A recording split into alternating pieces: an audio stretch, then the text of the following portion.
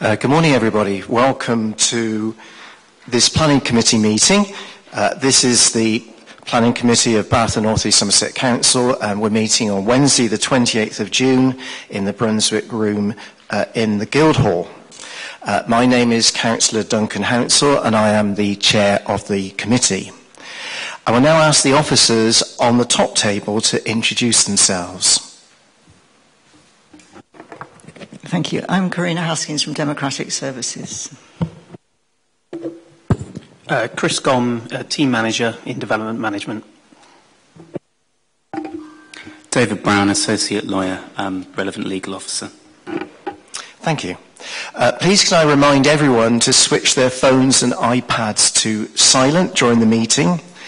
The meeting is being filmed and the recording will be available on the Council's website. Anybody speaking that does not wish to be filmed should make themselves known to the camera operator.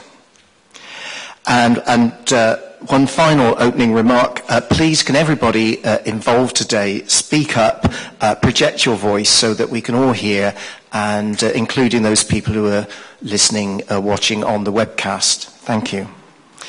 Right. The Democratic Services Officer, to my right, Karina Haskins, will now read out the emergency evacuation procedure. Thank you, Chair. If the continuous alarm sounds, you must evacuate the building by one of the designated exits and proceed to the named assembly point. The designated exits are signposted. From this room, use the main door and then the main exit of the building. The assembly point for this building is in Orange Grove on the green outside Browns. Thank you. The Democratic Services Officer, Karina, will give details now of any apologies for absence and substitutions. Yes, apologies from Councillor Hal McPhee, and Councillor Fiona Gawley is substituting. Thank you very much. Declarations of interest. So I think there's two or three who may wish to give a declaration of interest. So firstly, Councillor Warren. Yeah, thank you, Chair. I'd like to declare an interest in item number 2, which is the one for the university. The reason for this being open and transparent is that I went to a dinner there, it's probably 2018 or 19, for the annual peppercorn rent. I didn't actually stay for the dinner, as it happened in the end, but I don't think that's really relevant to this case. However, having had legal advice, it will not prejudice me one bit, so I could feel I can sit in an open and honest discussion about this, having not prejudged anything. So I feel happy to carry on. So thank you. That's fine, thank you. Councillor Gawley. Again, in the interest of transparency, I worked at the university 10 years ago. Sorry. In the interest of transparency, I worked at the university for 3 years, 10 years ago. I have sought advice for from the legal officer, and this will not affect my reasoning or I have not made my mind up about the decision. Thank you. And Councillor Jackson, did you want to say? No, that's fine. Thank you. Can I just say about that application that a number of the councillors probably will have had some contact with Bath University over the years. Just to illustrate, I mean, some years ago when I was a school teacher, I took very bright, able Year 7 mathematicians to a maths club at the university. But I can assure every member of the public that we fulfil our legal obligation to come here with an open mind on all the planning applications. Thank you. Urgent business agreed by the Chair. I have no urgent business. Items from the public, statements and questions. Do we have any? So if I just read through the procedure for public speaking. So speakers will be called to speak immediately after the case officer has made their presentation about the application. The order of speakers and the time allowed for speaking will be as followed. If there's any parish or town council or representatives, they speak first and are allowed 3 minutes. Supporters of an application will be allowed 3 minutes. Objectors will be allowed 3 minutes. If there's more than one objector or supporter, then they share the 3 minutes between them. Also, ward councillors not on the committee who have indicated they wish to speak about an application may do so for a maximum of 5 minutes. The speeches are timed by the traffic light system you can see on the table next to me. At the start, the light will be green and will turn to amber when there is 1 minute of speaking time remaining. When the light turns red, speakers should immediately conclude their remarks. Thank you. Thank you very much. The minutes of the previous meeting have been circulated. Are these approved as a correct record? Can I have someone to move that? We've got Councillor Simon moving that, a correct record, and seconded by Ian Halsall. Thank you.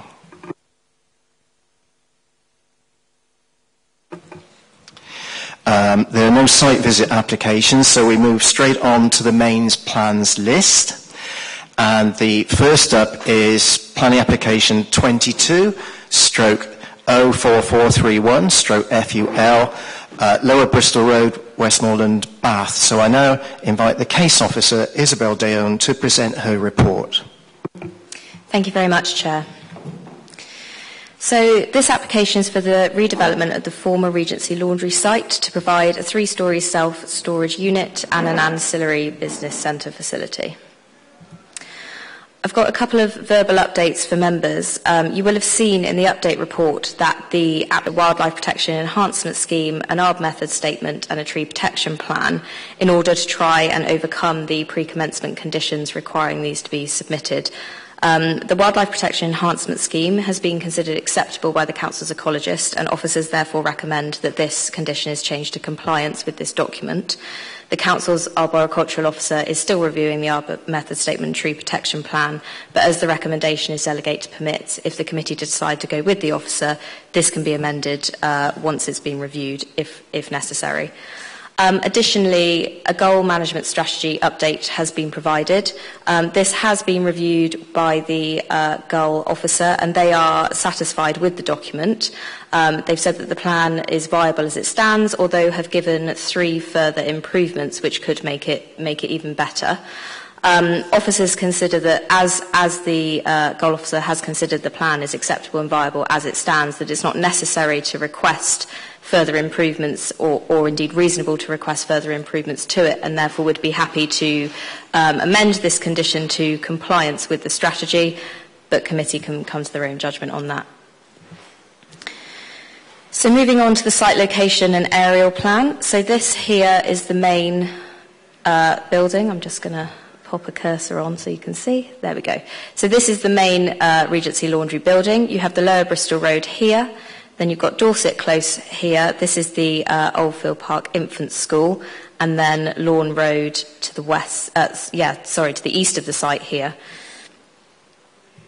I think it's easiest to start with some site photographs to give members some context. I know some of you came on the pre-committee site visit. So this is the front of the site. I apologise for the van which was parked in front of it when I visited the first time.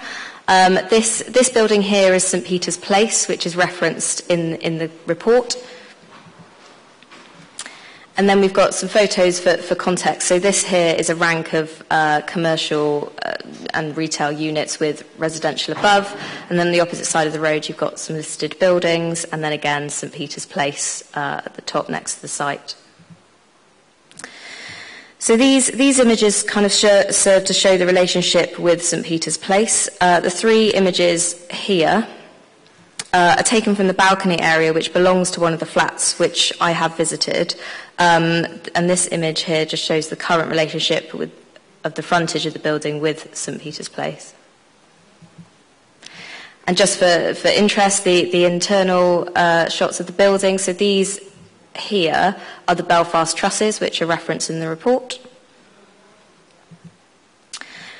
And then these photographs show the relationship with Lawn Road, which are these properties that you can see here, and then through the gap just here. And some photographs of the rear of the site, so looking towards Lower Bristol Road, again you can see St Peter's Place just here. The school is actually just off of this shot around here. So moving on to the existing and proposed site plans. So as you can see, the existing buildings will be demolished and one single building is proposed. The proposed building will be shifted back into the site. You can just see this yellow outline. That is the outline of the existing buildings, just to provide some context. Just to highlight, following committee briefing yesterday, it was raised about the school building and the distance between it. It varies between around 6 and 8 metres, the separation distance between the boundary with the school and the proposed building. So just the existing site elevation. So the north elevation is the elevation that fronts onto the Lower Bristol Road, and then the south elevation at the rear. So this is the existing building here. And then the side elevation, so you can see the building just there. Then we've got the proposed elevations. I haven't included all the elevation drawings because there were a few more, but these are the context elevations because I thought it was useful to kind of see the relationship with the existing surroundings. So this is the proposed building. It has a portico entrance at the front, and then glazing here, and then vehicle entrances here. This is St Peter's Place, and then this is the south elevation at the rear. And then we've got the side elevation. So just to point out that this yellow dotted line, which I hope you can just about see, is the outline of the existing buildings. The blue dotted line is the outline of a previously refused scheme at the site for a residential use. The scheme was refused on the basis of loss of industrial floor space or commercial floor space. It wasn't refused for design reasons. And then these kind of curved dotted lines you can see is just to give an impression of the approximate foregrown height of the trees. So the trees, which I'll come on to a bit more in a minute, will be planted along the boundary of the site. They will go in as semi-mature, but obviously they will take some time to reach full height. Then the proposed section drawings, just to kind of give you an idea of the internal floors. So there will be storage units on all 3 floors and then in the roof space. The atrium area is at the front, which fronts the Lower Bristol Road. And then there's also some meeting spaces for the ancillary business function proposed. And then the proposed floor plan. So again, you've got the entrance area, which fronts onto the forecourt, and then the Lower Bristol Road. And then all these little dots are the internal storage units.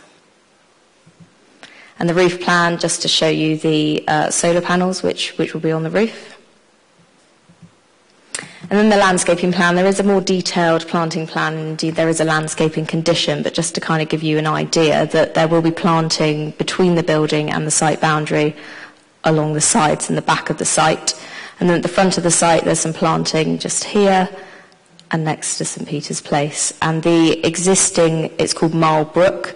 And those on the site visit, remember we had a look at it, but it's kind of a small stream which runs along the side of the site. This will be enhanced ecologically as part of the application, and kind of made a bit more of a feature of at the front of the site with a pedestrian footbridge just here crossing into it. And this was something that was raised on the site visit, so I just wanted to put this in. This is the vehicle tracking for a 16.5 metre articulated vehicle, just to demonstrate that one can enter and egress the site in forward gear. Obviously, there are tracking diagrams for cars and transit vans, but I wanted to show the largest vehicle that would be going in and out of the site. So the officer recommendation is to delegate to permit, subject to the additional conditions in the update report and the Section 106 agreement. Thank you, Chair. Thank you very much. Right. Inviting statements from public speakers. The first person I have here to call is Mike Lamplew, who is speaking in support. Thank you.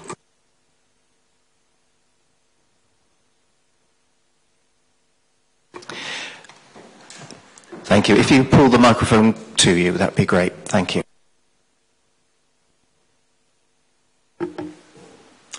Good morning. I'm Mike Lamplow, Head of Property for the applicant Vanguard Holdings.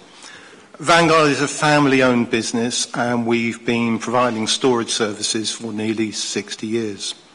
Self-storage is very attractive to business customers. At our Bristol store, which we built in 2019, they account for more than 50% of the utilised space. The loss of industrial space in Bath has been significant, and it's stated that the chronic shortage is having a detrimental impact on the city economy.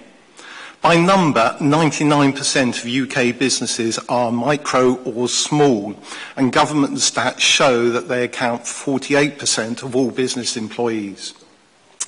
We estimate that more than 100 people are employed by businesses operating from our Bristol store.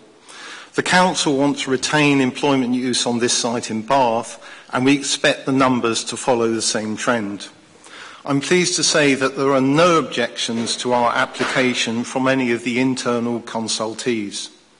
Scale of the proposed building is driven by its function. The footprint will be approximately 50% of the site area, and there will be 750 square metres of landscaping.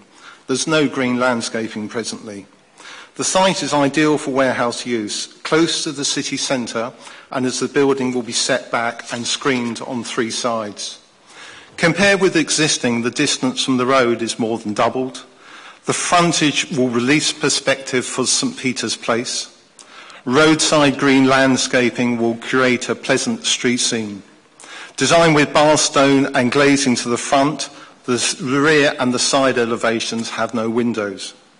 The proposed landscape accounts for nearly 20% of the site and includes semi-mature trees to accelerate change.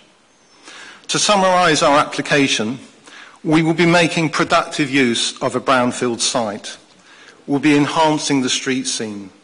We'll be helping to address the shortage of industrial and commercial space in Bath. We'll be stimulating start-ups and other businesses to create employment and economic growth. We are a clean, quiet operator. No unsociable hours, no noise, no light pollution, no trucks based on the site. We will generate substantial ecology gain, and we aim to be net zero. We are owner-operators, and we take great pride in all that we do. And finally, having been storage providers for 60 years, if our application is approved, we expect that we'll be providing storage solutions here in Bath for at least the next 60, although admittedly I might not be around to see all of that. Thank you for your time and consideration this morning. Thank you very much. Thank you for keeping to time. Right, the next speaker is Alex Sherman, I think, from the Bath Preservation Trust, who is speaking against.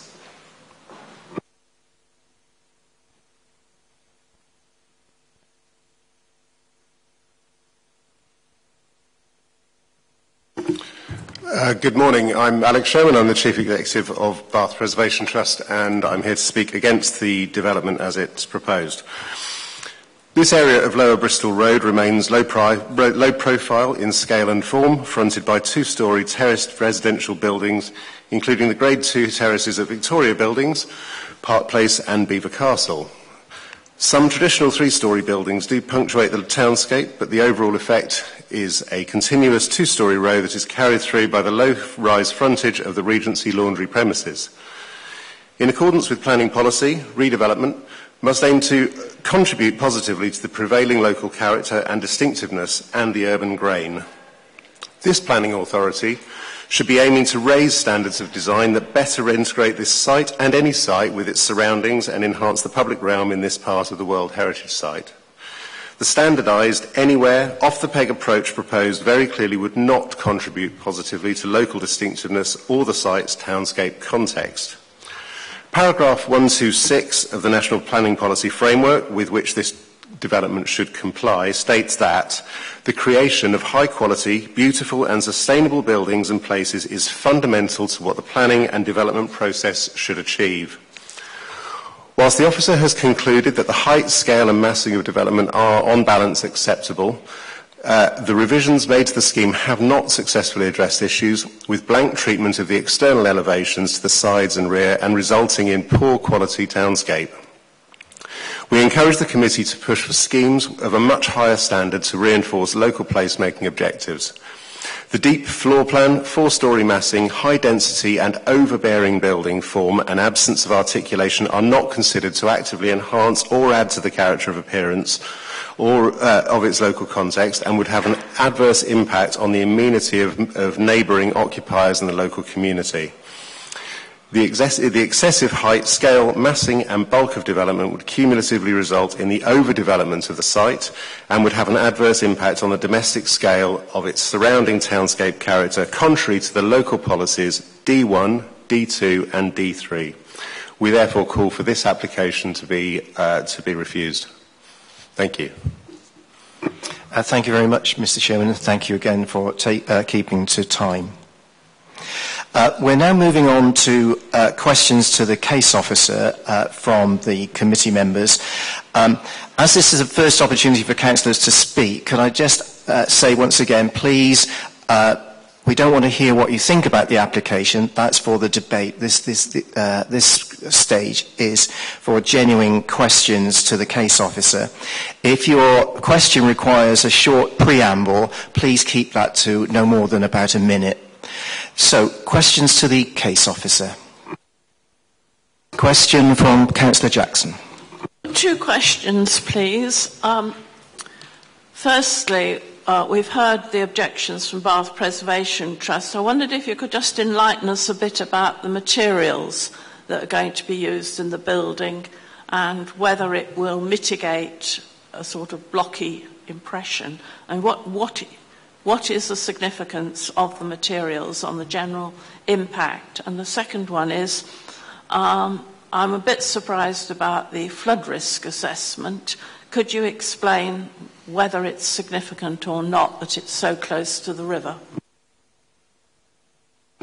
Thank you, Councillor Jackson. I'm just going to go back to this elevational drawing. So, on the frontage in terms of materials, there is Bath stone, ashlar is proposed here. There is a condition securing samples of all materials. To the sides is a metal cladding. So, there we go. In terms of the side elevations, there are no windows. This is a deliberate choice to obviously avoid the overlooking between the building and the close residential properties, particularly on this elevation on Lawn Road. So the materials on this side is a type of cladding that will have a texture to it. And again, we have requested a sample panel. There is some articulation here with insets along this boundary. The application has gone through quite a significant debate with officers about the design, and the applicant has worked with the council to amend the design, obviously in balance with the function of the building. Our urban design officer is satisfied, subject to a condition securing samples of the materials, but the principle of the materials and the building form is acceptable, and there isn't an objection from our internal conservation officer. So that's a bit more on the materials. In terms of flood risk, yes, it's in, I believe most of the site is in flood zone 2. The applicant has submitted a sequential test, and this is discussed in the report in a bit more detail. But essentially, the sequential test is considered to be passed by the council, the Environment Agency, and our internal flooding.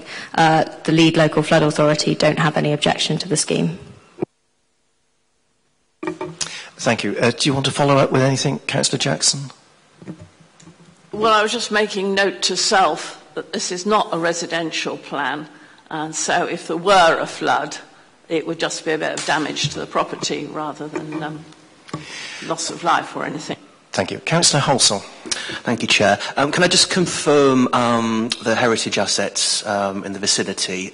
So we've got the pub opposite and the terrace. I'm right, I'm thinking they're Grade 2 listed. St Peter's Place, that's not a listed building, I'm assuming. Yeah, so it's a non-designated heritage asset. Okay, thank you. Councillor Hughes. Thank you. I'm just interested to understand that one of the speakers mentions employment, as this is an industrial commercial site, and they mention a number of around about 100 employees. So I'm wondering have we seen some sort of a business model that demonstrates the level of employment this site will actually generate? So yeah, this is outlined in the planning statement, which was available before the committee. But just to sort of clarify, obviously this site isn't a massive active employment site like the Regency Laundry site would have been, but its business model is based on kind of small start-up businesses that perhaps don't have premises in Bath to store their materials, and it enables them to have a presence in Bath and be able to kind of, I guess, keep their stock, etc. So there is an employment benefit, and our economic development team are content with that. So I don't have the exact figures in front of me, but there is an employment factor. Yes, sir, follow that. So are we saying that the business model that's been proposed is a commercial rather than a residential model? I'm not quite sure what you mean by residential. Well, the type of, it's obviously they're offering storage facilities. Are they focusing that on offering that to commercial business, retail, etc., or is there a residential element to it? Yeah, so it's both. There's no restriction on who can store things in the building. So, I mean, obviously this is an area where there's quite a high student density, so there may be some use of that over the summer months, for example. It is obviously a large building, and based on their other sites and who uses the other sites, that's where the business model has come from. I mean, they're obviously demonstrating there is a need for this in Bath, and that's something our economic development team are quite supportive of. Councillor Warren. Thank you, Chair. When was the building last in use? Oh, I'm not sure. I don't have that in front of me, I'm afraid, but it has been empty for some time. It was obviously empty on a site visit, my first site visit. So I think the business has relocated to Corsham, I believe. Councillor Hodge.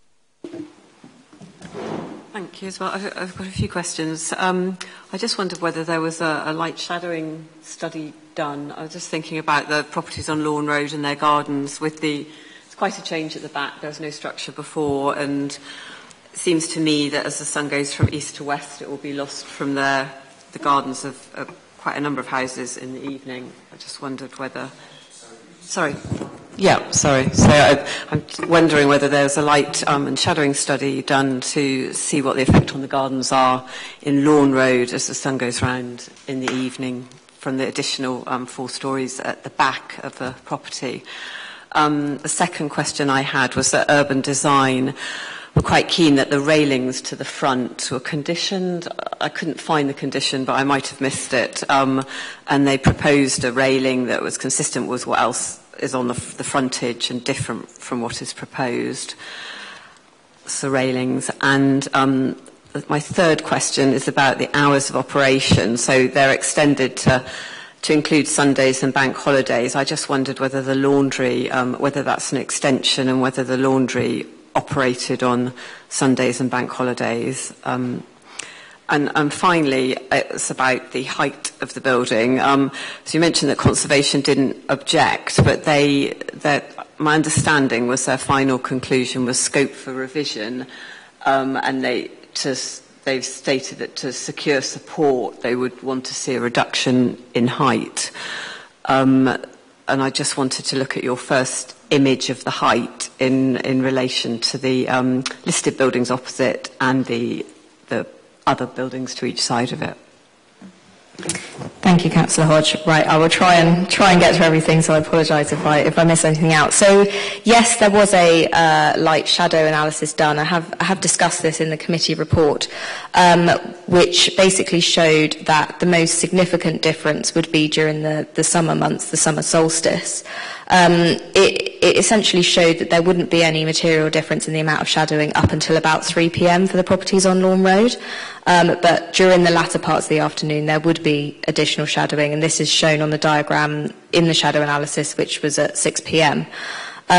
So officers have come to the conclusion that there will be additional shadowing to these properties, but given the built-up location, a degree of shadowing is to be expected, and the fact that there's a commercial site within, what is a residential context, the site is a little bit of an anomaly in that respect.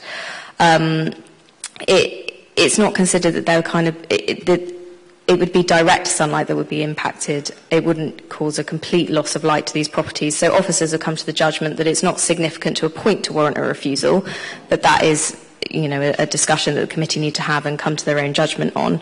In terms of the railings, yes, that is conditioned in condition 12, which is the landscaping condition, boundary treatments condition. Hours of operation for the laundry site, I'm not sure whether that was Sundays and bank holidays, I'm afraid, so I can't provide you an answer with that one. In terms of the height, I have had discussions with the Conservation Officer and Urban Design Officer. Although there weren't written comments from the Conservation Officer, he came to the conclusion that from a heritage basis, he didn't have an objection to the height. He didn't think one could be reasonably sustained, in his opinion. Since the first set of comments, the floor to ceiling heights were pushed down to reduce the height slightly, I believe, by around half a metre, which obviously wasn't as significant perhaps as was hoped for, but a justification was also provided in terms of the use of the building and the fact that it is pushed quite significantly further back into the site than the existing building. So on balance, officers considered it to be acceptable. But again, the design of the scheme is something the committee can come to their own conclusion on. Any more questions to the case officer? Councillor Gawley. Just quickly, you said that the building was lower than the original residential design that was rejected, and it was rejected not because of the design site.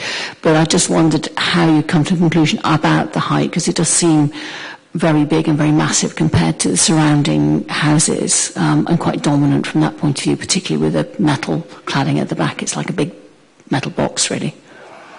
Yeah, that's fine. I mean, obviously this is based on my judgment and the officers who, our design officer and conservation officer, but particularly from the frontage, the site is quite deceptive. It's a very deep site, as you can see by the floor plate, but actually when you're stood on the Lower Bristol Road, you don't really get an impression of that, and it's until you go on the site, you don't really understand how deep it is from that area. Yes, there is an increase in the height, but pushing it back within the site does help to minimise that. There's quite limited sort of public realm visibility, I suppose, in my view, from the surrounding streets. Obviously, it is visible from the school and the surrounding residential buildings. So, yes, officers do accept it is a tall building. It's obviously recessive to St Peter's Place next door in terms of the height, which you can see here is quite significantly taller. But obviously in terms of the residential properties next door, there is some difference in the height. These properties, just for members who weren't on the site visit, are at a slightly higher level than the building. And I will actually just go to this section drawing here, which shows that the Regency Laundry building is at a lower level than the gardens of the properties on Lawn Road. So officers have come to the conclusion that on balance the height and massing is acceptable in this location, given that it's a commercial site. In a residential context, there is going to be some degree of difference in the form and the scale from the surrounding buildings, but again, the committee can come to their own judgment. Thank you. Councillor Simon. In terms of the need for the building, is there any equivalent facility in Bath? I'm not aware of one, but obviously businesses do need storage to be available. Thank you, Councillor Simon. Yeah, so in the principle of development section of the report, I have gone through this in some detail, but essentially there is an identified need for industrial and commercial floor space. There's been quite a significant net loss of such floor space in Bath, and our economic development team are quite keen to obviously see some new space introduced into the city. So that is part of the justification, obviously the benefit of the scheme that's being provided. Any more questions? Councillor Hodge? Sorry, could I just see once again the slide from the road of the height against the other buildings, the other elevation? That one? Yeah, that's it. Yes, I just wanted to check. So the front parapet is about a metre lower than one of the tallest buildings, other than the church, is the structure above the pawnbroker shop there, the 30-metre one. So that the front is a metre down, and the ceiling, the top height is 2 metres greater than that. How far back is the top, the highest point from the parapet? Is there much parapet at the front? That's what I'm thinking. I'll just show you. Where does the highest point start? There we go, there's the roof plan. So it's kind of a portico entranceway. I'm not sure on the measurement of this, I'm afraid, off the top of my head, but there is a further setback of where the kind of mansard roof begins. We did have discussions about a flat roof initially in this location, but it was decided that wasn't the preferred option. So a mansard roof is what's been proposed with obviously the flat roof portico entrance here. Thank you. Right, I think that's all. One more. Councillor Jackson. Sorry, the site visit was very helpful, but I didn't quite understand. Just suppose you had a storage unit on the second floor at the back of this building, nearest Councillor Hodge, and you had a delivery from an Arctic. How would you get your goods into your storage area? So I don't have an exact pathway, but these here at the front of the site are the loading bays. So you would come in, obviously load your product onto probably flatbeds. Then there's a lift here which goes up to all the floors. You can see it on the second and third floors, and then you would walk it to your storage unit. So you wouldn't have vehicles driving around the back? That's really my question. No, there's not sufficient space for vehicles to get around the back of the site. If I just go back to the site plan for you. So you can see that vehicles come in here from the Lower Bristol Road. There are a couple of vehicle parking spaces here and then cycle spaces here, but there's no throughway. This is all landscaping around the outside of the building, so there's no throughway for vehicles.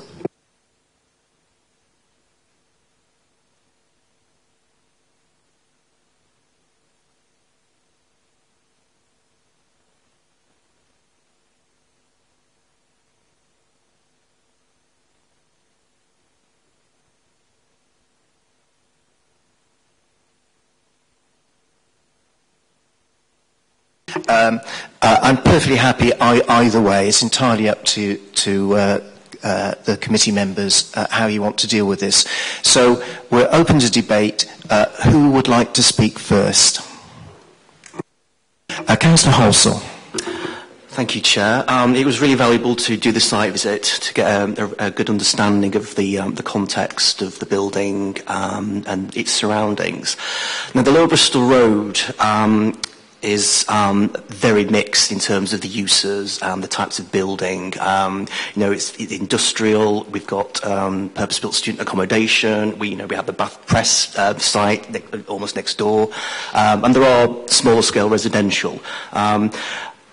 So I think that really contributes to its character. It is very mixed use. Now, in terms of the actual use of the site, it's good to know that we are maintaining employment. Now, B8 uses doesn't generally on site provide that much employment as opposed to a factory, but as we understand, there will be some significant economic benefits by this use because it will be supporting all those businesses around the city who haven't got their own storage facilities on their premises, for example, retailers. So this is a good use of the site, and of course, it's not residential. It actually will comply with the policy in terms of the land use. It is a large building, however, I think the building, given its use, is fairly sensitive to its context. Yes, there may be some overshadowing at certain times of the day affecting the residential properties on Lawn Road, but as we've seen, the Lawn Road properties are on a higher slab level than the proposed site. One real benefit, I think, to this development is that it's going to be set back into the site, so that will create a further space from those affected listed buildings, and certainly will improve the setting of St Peter's Place. The ecological benefits, I think, are really good, certainly in terms of the regeneration of the site, and also it's really good to hear that this is likely to be a zero carbon development, especially with all the solar panels on the roof. The actual design of the building, the frontage actually reminds me of the former Dick Lovett mini premises that were opposite and recently demolished. It's got that same full curtain glazing and the portico that building had. I actually think the design at the front is good. It's sound, and it will enhance the setting of the area. Again, just in terms of the use, we did, of course, have the Pickford's storage unit further along the Lower Bristol Road, which was demolished to make way for the student accommodation down there. So it will be good to see that being replaced, still within a sustainable location in the city centre, or near the city centre. Thank you. Thank you. Who would like to speak next? Councillor Hughes. Thank you. I think I broadly agree with that. I think the Lower Bristol Road is taken more than its fair share of residential in recent times with the gasworks and BMW and the Bath Press sites. So I'm quite happy that this is going to remain as some sort of a commercial sort of site. I think it's always going to be a compromise, whatever we do, and I think there's always going to be some objections to whatever happens on this site. But I'm pleased to see that they've addressed some of the issues from previous applications, like backing it away from St Peter's Place, and backing it all away from the road. So I think, from a negative point of view, I think it is a bit of a shame that they haven't taken some design keys from other parts of the road. For instance, the Newark Works, they could have perhaps incorporated some design features there to keep it more in keeping with Bath. But I guess they've got a business model, they've got their own identity they want to maintain. So I think I'm pretty much broadly in favour of this application. I just hope that their business model has a bias towards job creation and supporting local business. Thank you. Thank you very much. Anybody else like to speak? Councillor Hodge. Thank you. I also am very happy with the way the proposal hopes to use the site, and it's being developed in this way, and the economic benefits, and also the climate emergency, the zero carbon credentials of it.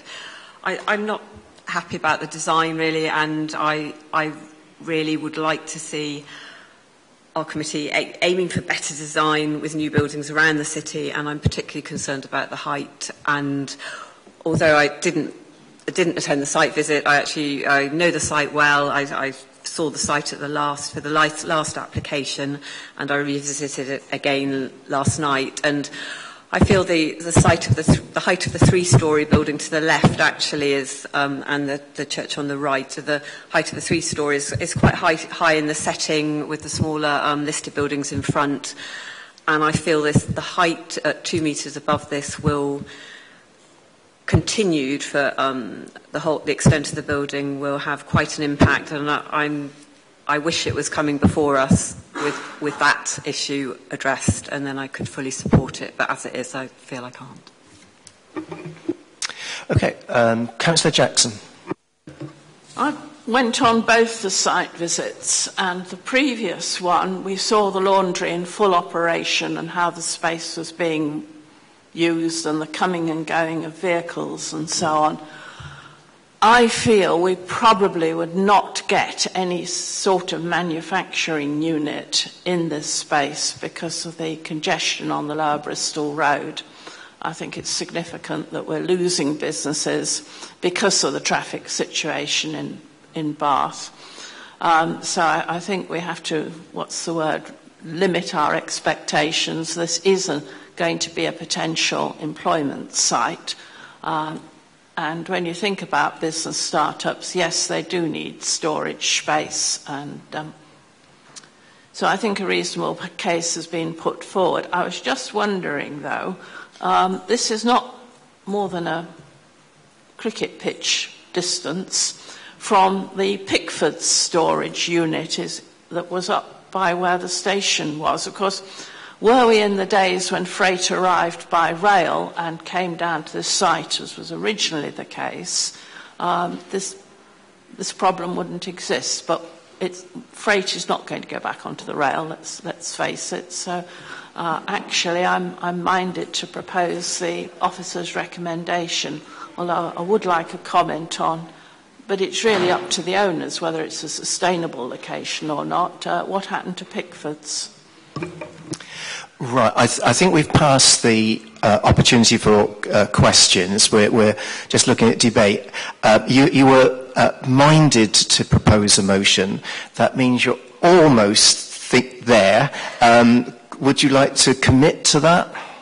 Yes, Chair, because I think that although there are problems with this site, none of them is sufficient to sustain overthrowing the application, nor would it be sustainable before a planning inspector. And as Councillor Hughes said, we have to make compromises. So therefore, I'm happy to propose delegate to permit. Right. Can I just clarify? The recommendation from the case officer is permit. You're proposing delegate to permit. Do you want to just amend that? I'm sorry, Chair, but the officer threw up on the screen that the recommendation from the officer in the update was delegate to permit because of the need to sort out things like the goal report and the Section 106. Yeah, thank you. I'm probably looking at the wrong document on my screen. So the proposal is delegate to permit from Councillor Jackson. Do I have a seconder for that? Councillor Warren. Yes, Chair, happy to second that. Don't need to say too much. I think Councillor Halsall pretty well said it all. Feel happy to second. Right. We have a motion on the table. Anybody want to speak before we go to a vote? Councillor Hodge. I just want to say one thing about appealable decisions, not just in a general way, that there has been a recent study done, that has looked at decisions going to appeal, and design is, I feel that we shouldn't be afraid of using design as a decision, as a policy decision, because that study did show that it was upheld and at appeal, and there were plenty of cases where things were turned down based purely on design. And I just want to make that point. The legal officer. Just a quick point for clarification, Councillor Jackson. Is it correct for me to understand that your motion is delegate to commit for the reasons given in the report? Excellent. And can I just... Sorry if I worded it badly, what I was saying. What I was really saying was I don't think there's an objection that has sufficient substance to be justified. That there isn't a material weighty item that shouts at you that says no. Thank you. And can I just clarify that Councillor Warren is seconding the motion on that basis, i.e. delegate to permit for the reasons in the report? Yes. Thank you. Thank you very much. Right, we'll go to the vote. Those in favour of the motion delegate to permit, proposed by Councillor Jackson, seconded by Councillor Warren, please show.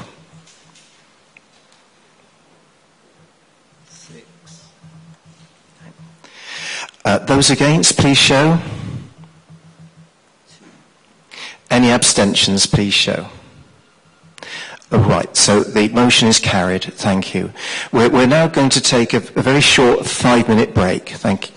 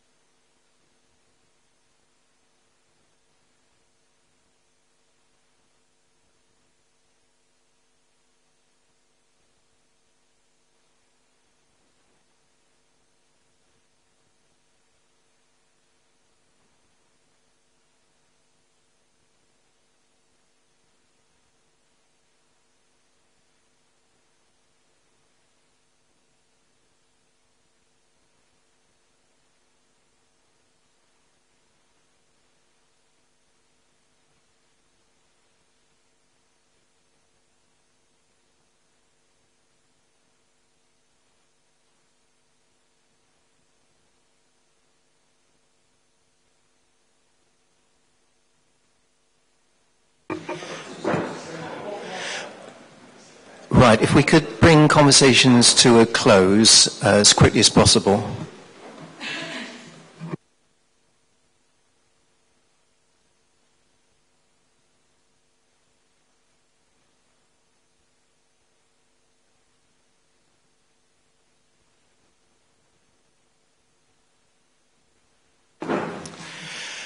Right, we're all back, and we move on now to consider the planning application 22-04720-FUL, the University of Bath, Eastern Sports Field, and I invite the case officer, again, Isabel Dearone, to present her report. Thank you very much, Chair. So this application is for the construction of an artificial pitch, a multi-use games area or MUGA, and floodlighting on the Eastern Sports Field at the University of Bath. So I'm going to start with a site location plan and aerial view just so members can get their bearings. So this here is the application site and the existing aerial view. You'll see in a minute this is the location of the proposed pitch. And this is the existing 3G training strip. So following on from committee briefing yesterday, I just thought it would be quite useful to run through an extract of the university's master plan and the development framework plan within policy SB 19, which was updated as part of the local plan partial update. So this diagram here is from policy SB 19. So this is the council's approved development framework plan for the university, and then this is the university master plan drawing that was given in the planning statement with the application. As you can see, this area here, which is called Area 2, is allocated for residential. So that will be purpose-built student accommodation, PBSA. That's that currently, as you can see on the current plan, are actually grass pitches at the moment. So this area down here, and you can also see this on the university's master plan, is allocated for artificial pitches and courts. The reasoning behind the allocation for the artificial pitches and courts is to offset the loss of the existing playing pitches because of the proposed PBSA, which is allocated within the SB 19 allocation. That is all in the committee report, but I just wanted to highlight that again further. So I'm going to move on to some site photographs. So those who came on the site visit will remember we stood here whilst it was throwing it down with rain. I've put a little arrow just to show roughly where this photo is taken. So this is the existing field up here. You can see it's raised up an existing slope. And then here, just stood at the top of the slope looking towards the other sports facilities at the university. And just some photos from the bridleway, so I apologise for the fog in the first photo. It was winter when I visited the site the first time. This photograph was taken last week. So these are two different locations. This area here is actually proposed for quite significant additional planting as part of the proposal, but you can see the fence of the field just up here. And then this is another view of where the pitch roughly begins into the trees, so the site is past these trees. And then just to give you a bit of context in terms of the existing sporting facilities, again, I apologise for the fog, but you can just make out the existing floodlights, and again here with mesh fencing around the existing pitches. And then I've just taken some, some shots from the submitted LVIA because I think they show the site quite well. Just sort of looking across the pitch, and again here you can see the existing fencing. And then quite a helpful panorama shot, which kind of shows the whole extent of the site. So the approximate extent of the site is up here. You can just make out the existing goalpost there. And then you can see there are some existing lighting columns and flood lighting, and again the bridleway which goes around the site. So the proposed site plan, hopefully you can all see the key. So this is the proposed all-weather artificial pitch. This is the Mugger, the multi-use games area, and the existing training strip.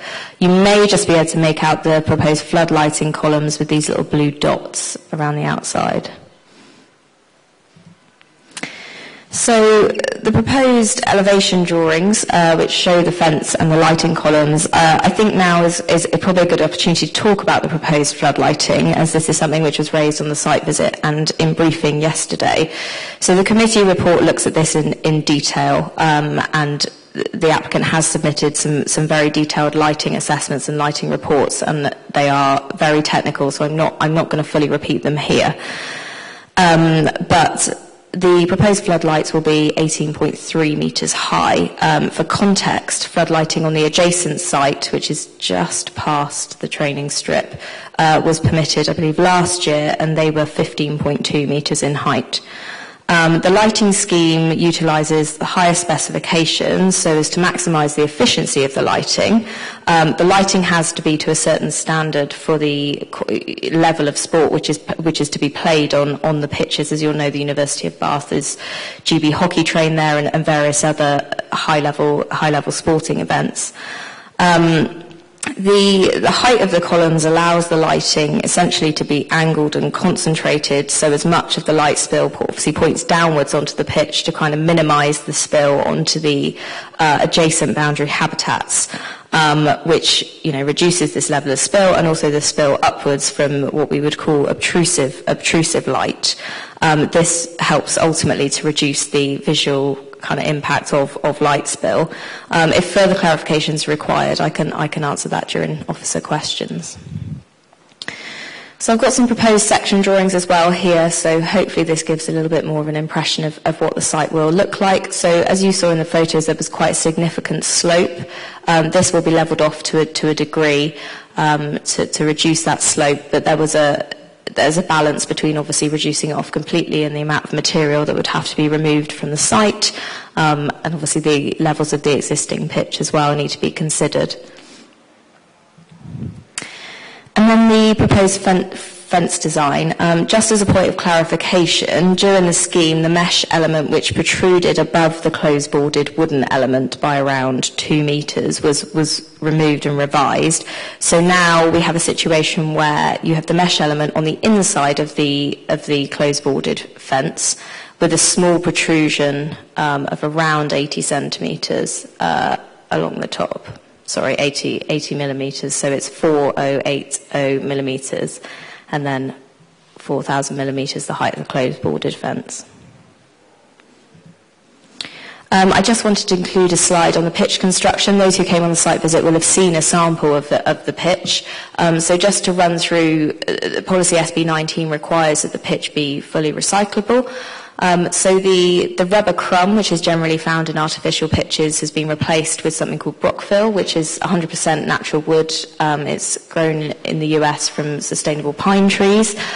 This can be recycled and reused as a soil amendment for golf courses and lawns and residential gardens. The sand, which is the stabilising infill, can be cleaned and reused again for another artificial pitch at the end of its life, or can be used for natural drainage purposes. The synthetic turf that's used here uses one type of polymer, so this means that it can be fully reprocessed at the end of its life. It's much easier to recycle than a traditional construction. And the shock pad, which is a Brock shock pad, can be reprocessed and remade into the same product and is cradle-to-cradle certified. So this pitch construction isn't generally used in the UK. It's more common in the US. Another thing which was raised yesterday and on the site visit was the community use. So here I've just included an extract from the university's website just to demonstrate that the existing sporting facilities can be booked by students and non-students for personal and team uses. This includes members of the public. There's a condition on the application which recommends a community use agreement is submitted to ensure that suitable provision is made for community use. This approach, Sport England have suggested on other development sites in the district. In this case, they didn't recommend any conditions because they have objected to the scheme. Essentially, the argument is put forward that the proposed pitch will provide increased provision and therefore provide more opportunity for community use. So the officer's recommendation is delegate to permit, subject to conditions and a Section 106 agreement. Thank you very much. Right, we now move on to statements. And the first statement is coming from Mr. Mark Rose, agent in support. So is Mark here?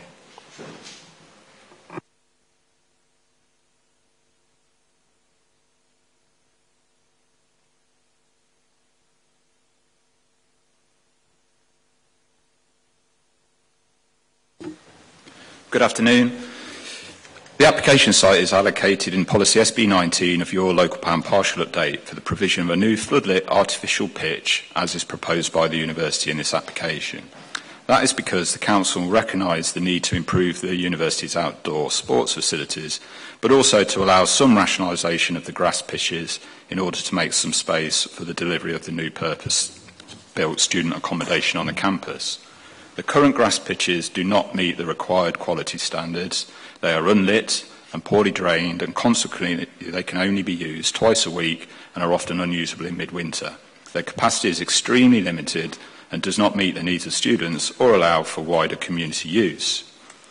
The design and construction of the new facility will comply with all of the sports body standards. It would be durable and floodlit and could therefore be used more intensively and flexibly for a wider range of sports, accommodating around 87 hours of use per week. That by itself is more than the 75 hours per week recorded for all of the 15 grass pitches currently on the campus. It will also provide additional netball and basketball courts.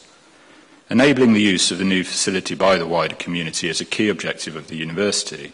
That is enabled by the proposed scheme and the capacity that it would provide, and would also be secured through a community use agreement to be approved by the council that sets out in detail the scope of the community access. In accordance with Policy SB19, a completely recyclable artificial pitch is proposed that uses the very latest technology that significantly raises the bar in terms of sustainability standards for this kind of facility in this country. The lighting scheme has also been designed to the highest specification with carefully positioned columns and a control system that maximises efficiency and minimises light spill in order to ensure that it meets the required environmental and sports performance standards. However, in order to address the habitats regulations, a 4-metre wooden fence is still required to provide a screen that will create a 10-metre wide dark buffer between the facility and the back corridors that run along the campus boundaries. Extensive landscaping is proposed, which reflects the AONB setting and will ensure a 10% biodiversity net gain. And that includes the climbers on the fence itself. These are essential elements of the scheme that will ensure the pitch can be lit and its capacity maximised for the university and for the wider community. The site is allocated in the local plan for its proposed use, and that will inevitably result in some change to the locality. However, the proposed scheme has been very carefully designed to ensure that the effects are both very limited and localised. The proposed scheme will also provide significant sporting benefits, secure access and use for the wider community, and facilitate the delivery of the purpose-built student accommodation on the campus, realising the wider benefits that will bring. The application submission clearly demonstrates that the proposed development is policy compliant, and we endorse the recommendation that the case offer has made to you. Thank you. Thank you, Mr. Rose, and thank you for keeping to time. Our next speakers are sharing 3 minutes. Two Alexes, Mr. Alex Hansen and Mr. Alex Sherman. And so if they both like to come forward, and they are objecting to the application.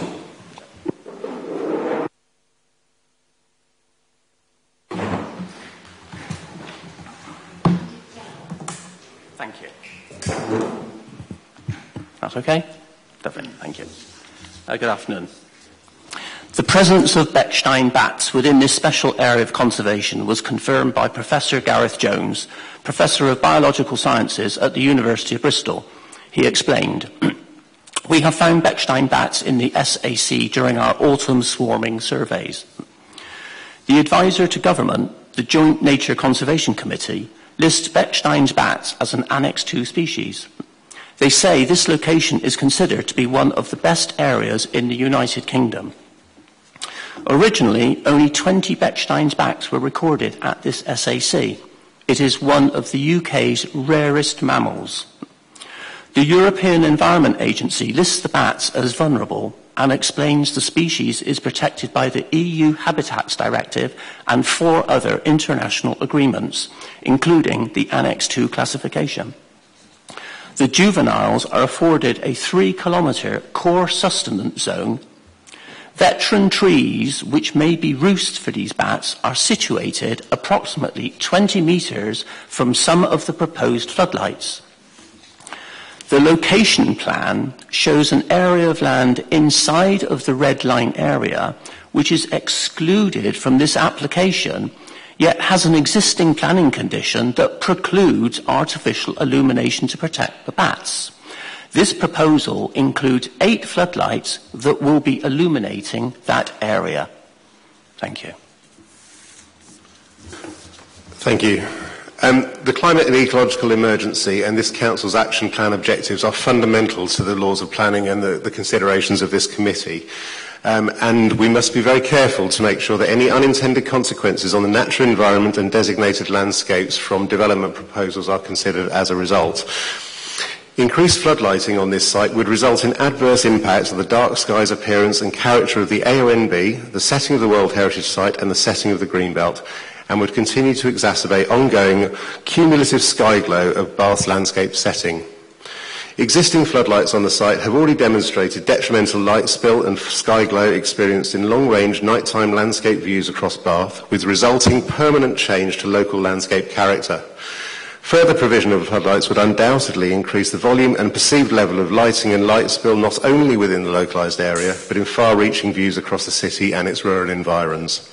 The increased number of lighting columns would unavoidably increase the light spill on the Greenbelt and AONB land and would likely result in some associated disturbance to habitats. Development would therefore fail to appropriately avoid harm to biodiversity and would not make a positive contribution to the ecological network. Where Policy SB19 recognised that new floodlighting is likely to be necessary, this is not an essential factor in delivering replacement playing fields of an equivalent or better provision in terms of quantity and quality, particularly given the lack of floodlighting on the eastern playing field allocated for development. Increased floodlighting... If you could just sort of begin to wind up, please. Of course, will do. I would note policy's principle to minimise the amount of dawn to dusk to dawn illumination on the campus and light spill from the campus to moderate the impact of development on the AONB. If this is contrary to policies D8, NE2, NE2A and HE1, we therefore call for this to be refused. Thank you. Thank you very much, the two of you. And the next speaker is Councillor Manda Rigby, the local ward member.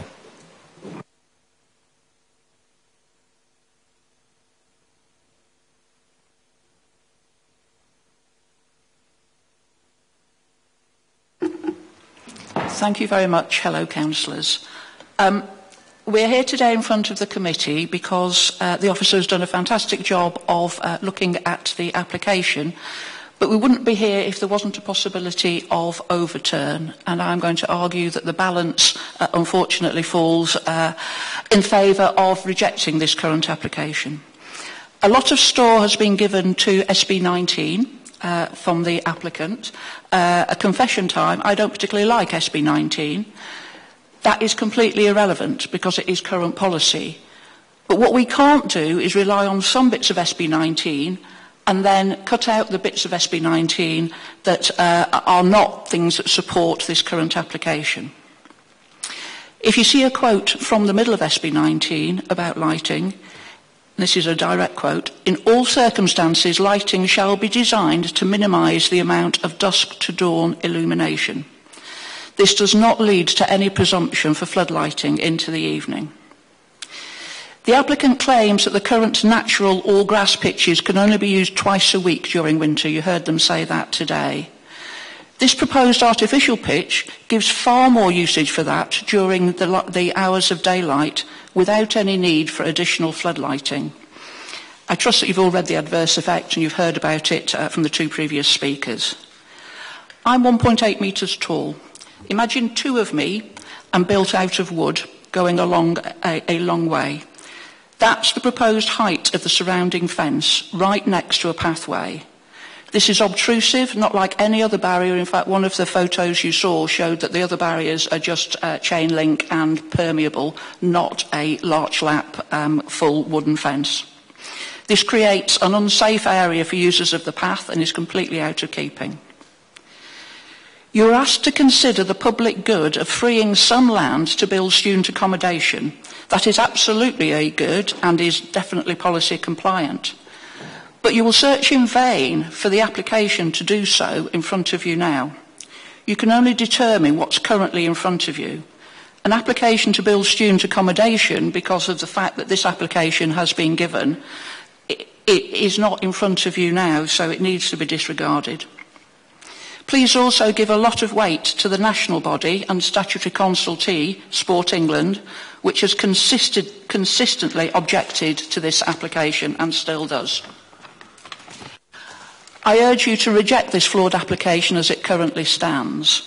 What I was going to suggest, if you were still thinking about it, was to go on a site visit, but from listening to what's been said up till now, it appears you already have. Apologies if I have missed it, but I was unaware of that, and it's normal practice, I think, for the ward councillors to be informed and invited to go along. It may have got buried in an email somewhere, but if I'd been informed of it, I definitely would have come along. So, in conclusion, the size and scale of the proposal and the balance between the bits that are compliant with SB19 and the bits that are not compliant with SB19, very specifically around the fence and its construction and the floodlight, once viewed in situ, I think will not only mean that SB19 isn't looked at, but all the area of outstanding natural beauty policies which we have will also be harmed by this application. We have SB19 does say that it's possible to have an artificial pitch there, so that's possible to come forward with a new application, potentially, for an artificial pitch that does not have the fencing and the floodlighting, and it would still make sure that people could play more sport there and may even be more acceptable to Sport England. Thank you very much for your time. Thank you, Councillor Rigby. Right, we're going to move to questions to the officer, but just before we do, I'd like to ask either the legal officer or the case officer just to address a couple of queries. One is, there's been reference to this application may be affecting conditions on previous planning applications.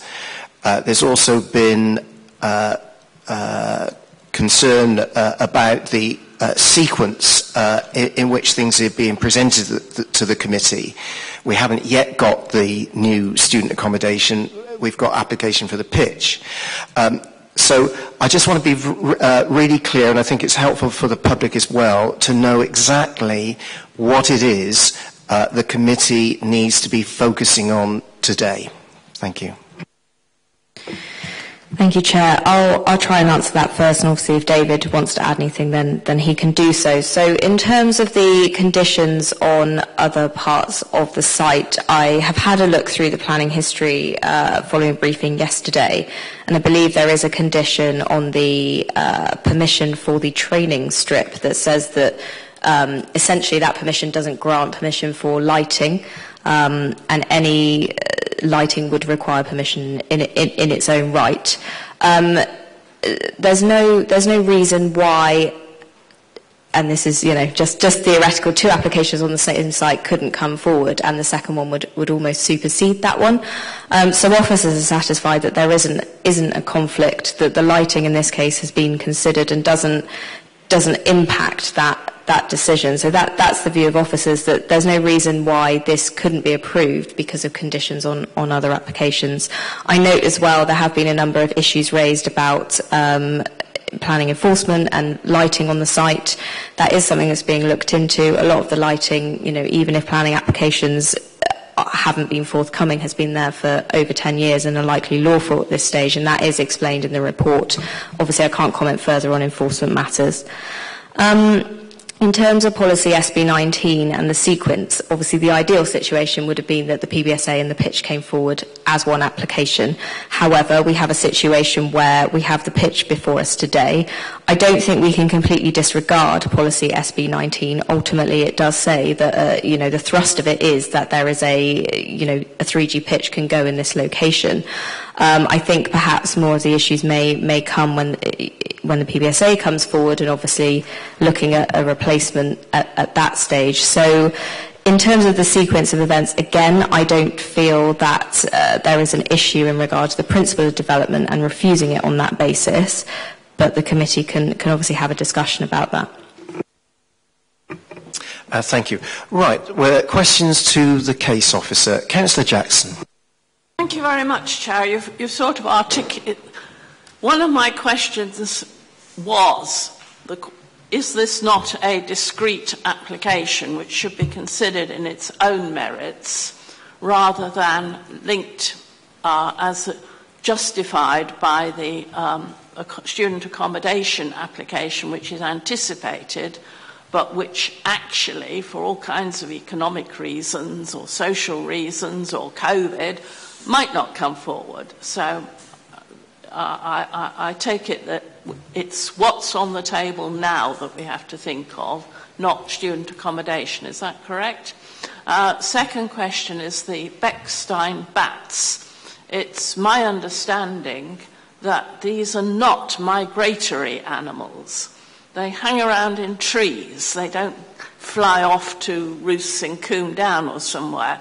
So perhaps I wonder how much weight we should give to the fact that the bats are on site and will stay on site, not flutter off somewhere else.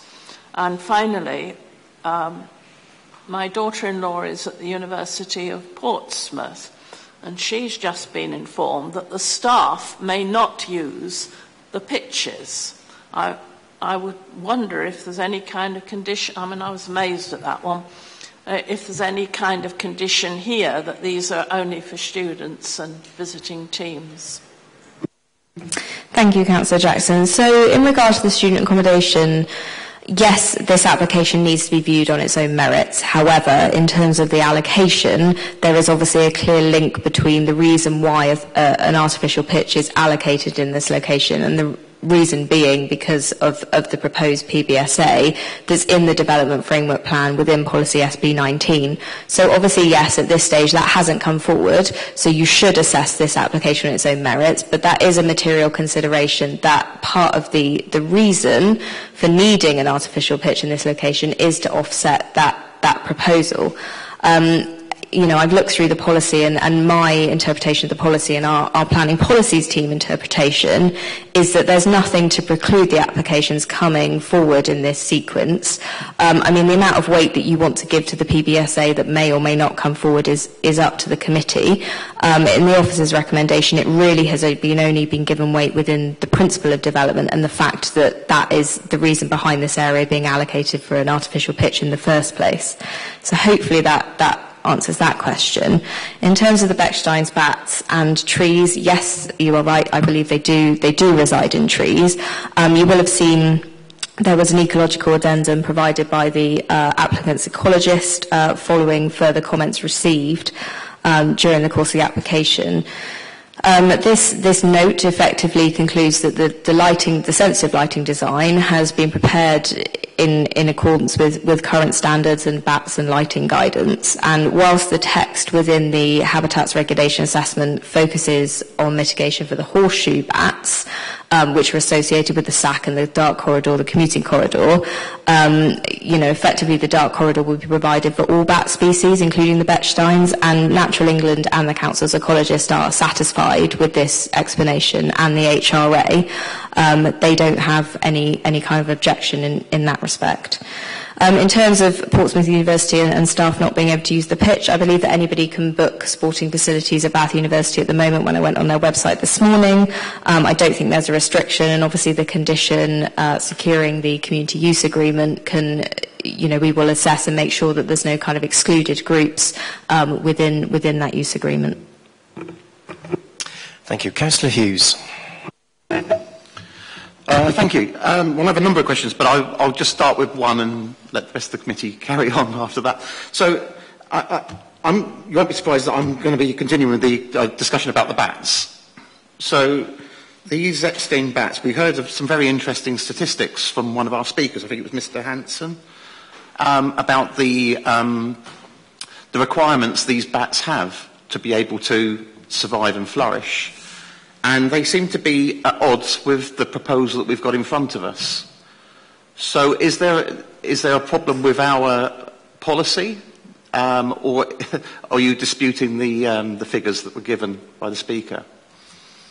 Thank you, Councillor Hughes. No, there's no dispute. I've obviously sought expert professional advice from Natural England and the Council's ecologist, who are, much more qualified than me in these matters. But essentially, there is nothing in our policy to say that absolutely no lighting can ever come forward on this site. So we have an application before us which does feature floodlighting.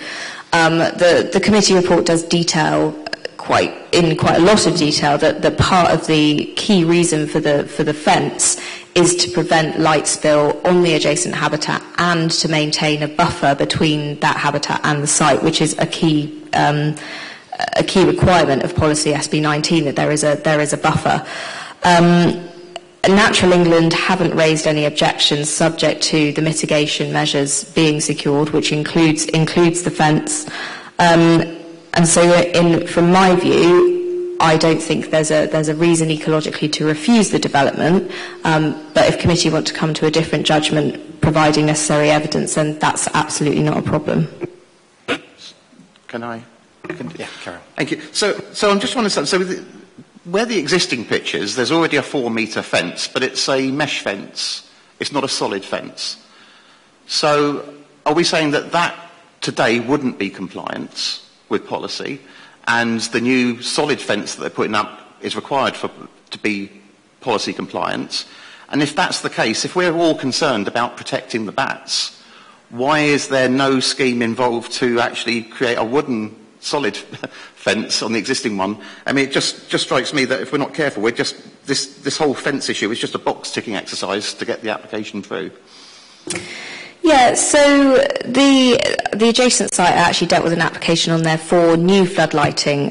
The floodlighting as existing is quite old and doesn't really conform to current standards. I mean, this lighting is constantly evolving, and I think some of the issues with light spill on the site is the fact that the lighting is not up to current standards. So these applications are obviously trying to move it forward.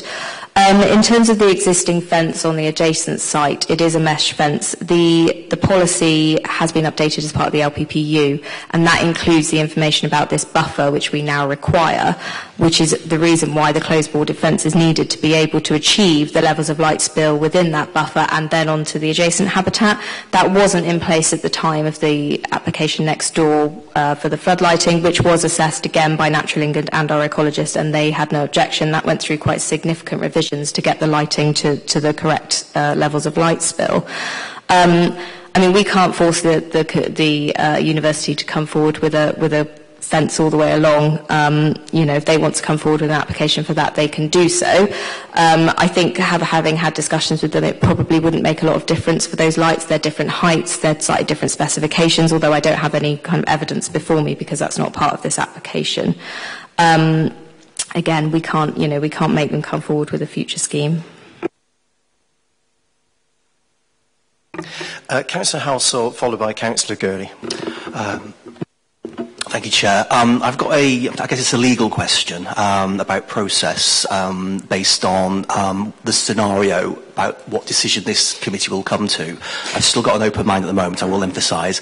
So if the the committee is minded to refuse the application, the applicant has got every right to appeal against that. Now, that could go to a public inquiry, and therefore we would have to justify the reason for refusal, and that will obviously have implications in terms of employing a barrister to defend our case. Sport England, or a statutory body, are objecting to this application, and because it's affecting a university, if the committee is minded to grant planning permission, it will have to be referred to the Secretary of State. That could ultimately lead to a public inquiry. Are we, as a council, still obliged to defend our decision to grant it, or is it really between Sport England and the applicants to argue over that issue if we did grant permission?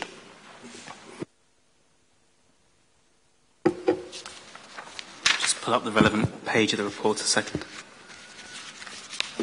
Yes, yeah, I think, thank you, Councillor Jackson. It's page 73, 4 and 5, I think. Thank you.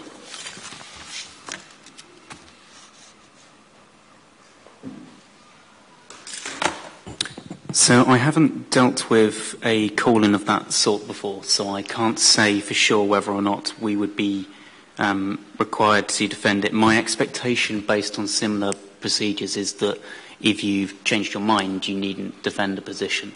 And when things are called in and they go to inquiries, generally you get an exchange of documents during which you can see people's fuller case. And at that point, it's allowable and reasonable sometimes to change one's position or to proceed. So I would anticipate that it would be possible to choose not to continue to pursue a position in the event of call-in, but I couldn't say for sure. In case it's helpful to add, there was some case law on considering financial impact of decisions, and the judge helpfully stated that potential financial impact is something that can be considered to highlight to those who are making the decision the importance of the care involved in weighing matters, but is not itself something that is weighed in the scales of the planning balance. Does that answer your question? Yes, partially answer it? Yeah, more or less. Councillor Gurley. Okay. So I've got a question about the reflectiveness of the surface compared to, for example, the running track, which is reflective, and you know, when there's low cloud, you can see the lights from the university. I'm just wondering whether the new lights will be as reflective off the polymer surface. I also have a question about how long is the life of polymer, and also if it is to be available for community use, what about the changing rooms for the community use, and where will they park? Is this going to have an implication on parking on the avenue? Thank you. So in terms of the reflectiveness of the surface, I don't have the lighting report in front of me. However, having the closed boarded fence there would essentially mean that the reflective spill would be mitigated. I believe the period of life is 25 years, although again I would have to check the documentation, which I don't have before me. Changing rooms in all sporting facilities, I believe, can be booked with, you know, when you book an event or you book a pitch, there's an expectation you'll be able to use the changing rooms, toilet facilities, etc. There is quite significant parking in the Eastern car park and on the university site, which people will be able to use. I believe it's pay and display, having driven up there and parked there. So we're satisfied there wouldn't be a highway impact on the avenue. I don't know, Dan, if you want to add anything to that.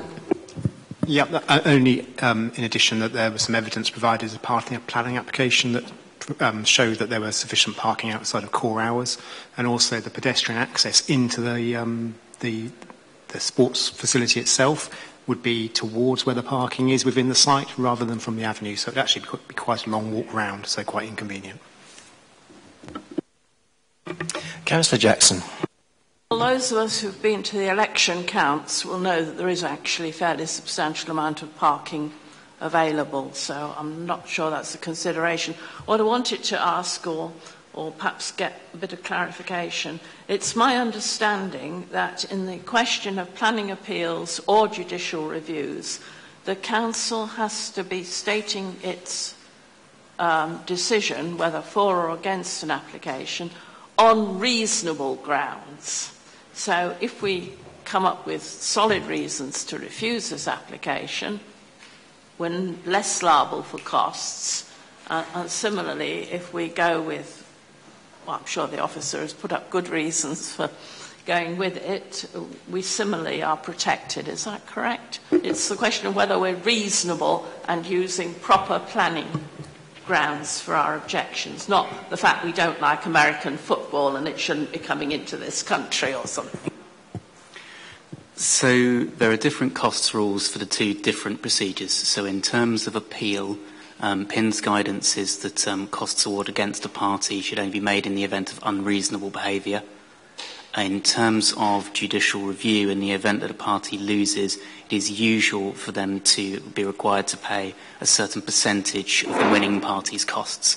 But just to reiterate, there has been some helpful case law guidance on consideration of costs, and although it should be something that indicates the extent of care that a committee ought to take in coming to its decision on either side, it is not itself a material consideration that weighs on either side of the planning scales.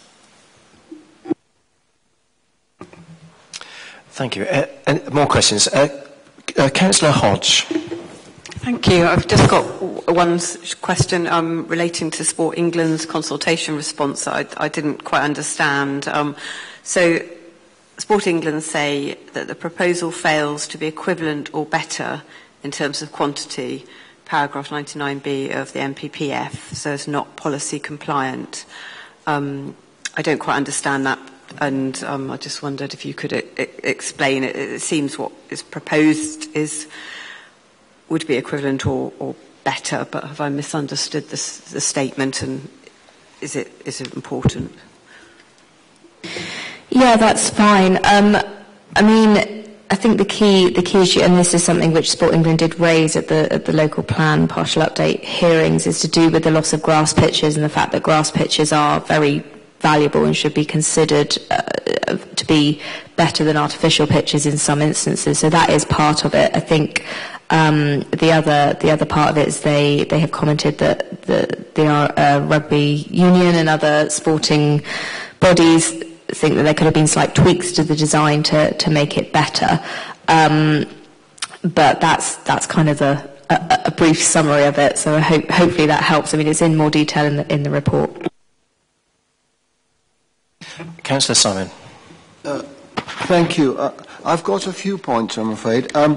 Noise. I know it's quite a way to the nearest residential properties, but is there a noise assessment? Because those residential properties are objecting to noise coming from the tennis courts, which are closer to them. So if there's going to be an additional noise input in form of cheers from the sports pitch, is that likely to carry as far as the nearest receptors?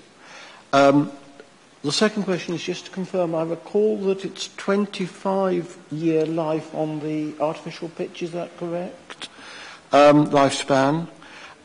In terms of what we've been discussing about Sport England's views, my understanding, I mean, I've had experience of Sport England objecting in the past to applications, and the Secretary of State doesn't call in all cases where they object, and it's presumably we will supply this excellent report to the Secretary of State to evaluate whether it should be called in. And the final one is just to be clear that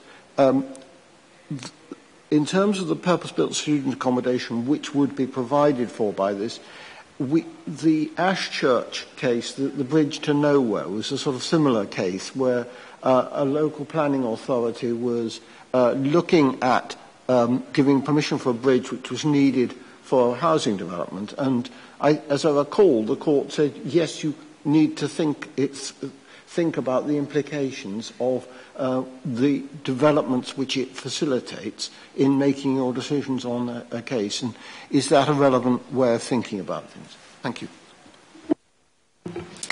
Thank you. So I'll answer the quick questions first. So yes, I have just checked my report again and have found it is 25-year for the life of the pitch.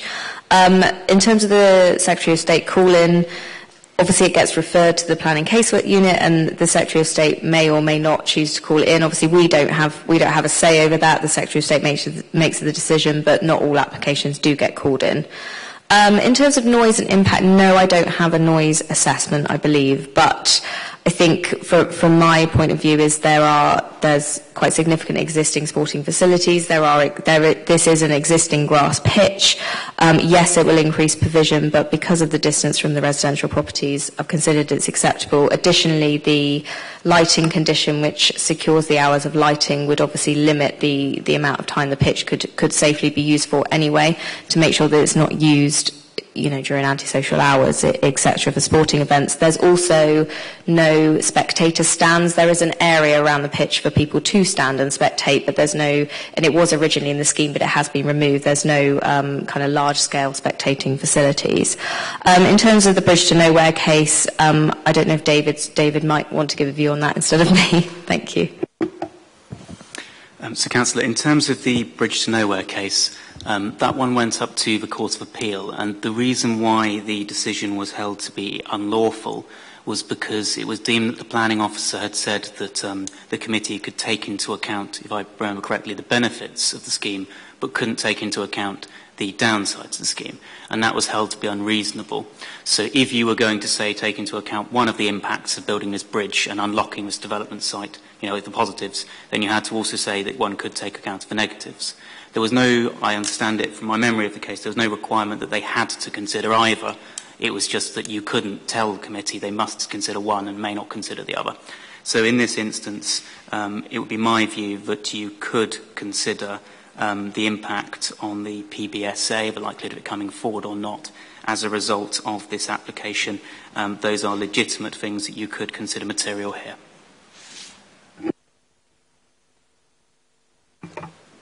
Thank you. Councillor Warren.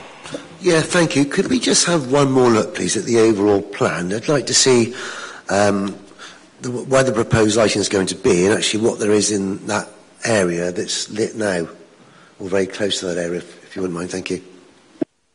Sure. So I've just gone back to the proposed site plan. You can't see the floodlighting columns that well, but it's these little dots just next to my cursor around the pitch. And here, and then the training strip. I think there's one here and here. Sorry, it's very difficult for me to see on this plan.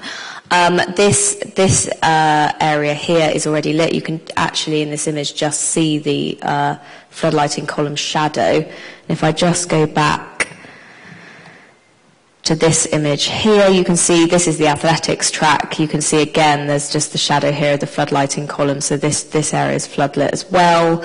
And this court, I believe, also features floodlighting. So there is already floodlighting across the sports facilities on the campus, but not on this field as existing, and not on this training strip as existing. Councillor Gurley. Can I just ask, the area which is to the right-hand side of that, the sort of green swath, that's more or less, or a bit further up, is going to be where the student housing may or may not be built. It's not actually pitches now, is it? So therefore, this isn't a replacement for pitches that would otherwise be built on. Is that correct?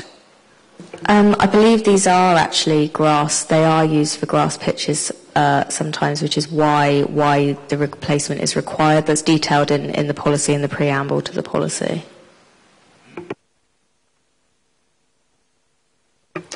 Councillor Jackson. This may be a stupid question, but I went on the site visit and got some idea of the spatial impact of this fence. And I am asking myself, given its height and solidity and dimensions, what is the difference between putting up a fence like that, of that height, and an actual building? And would this not be an unlawful construction in the Greenbelt, given its massing and bulk and so on? The university site is actually excluded from the Greenbelt, so this area is not within the Greenbelt itself. The Greenbelt does surround the university land, but there's no Greenbelt issue in terms of actual construction. Would it not have an impact on the Greenbelt?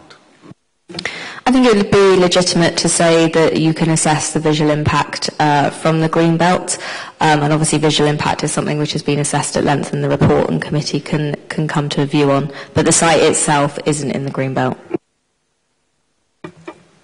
Thank you. Any more questions?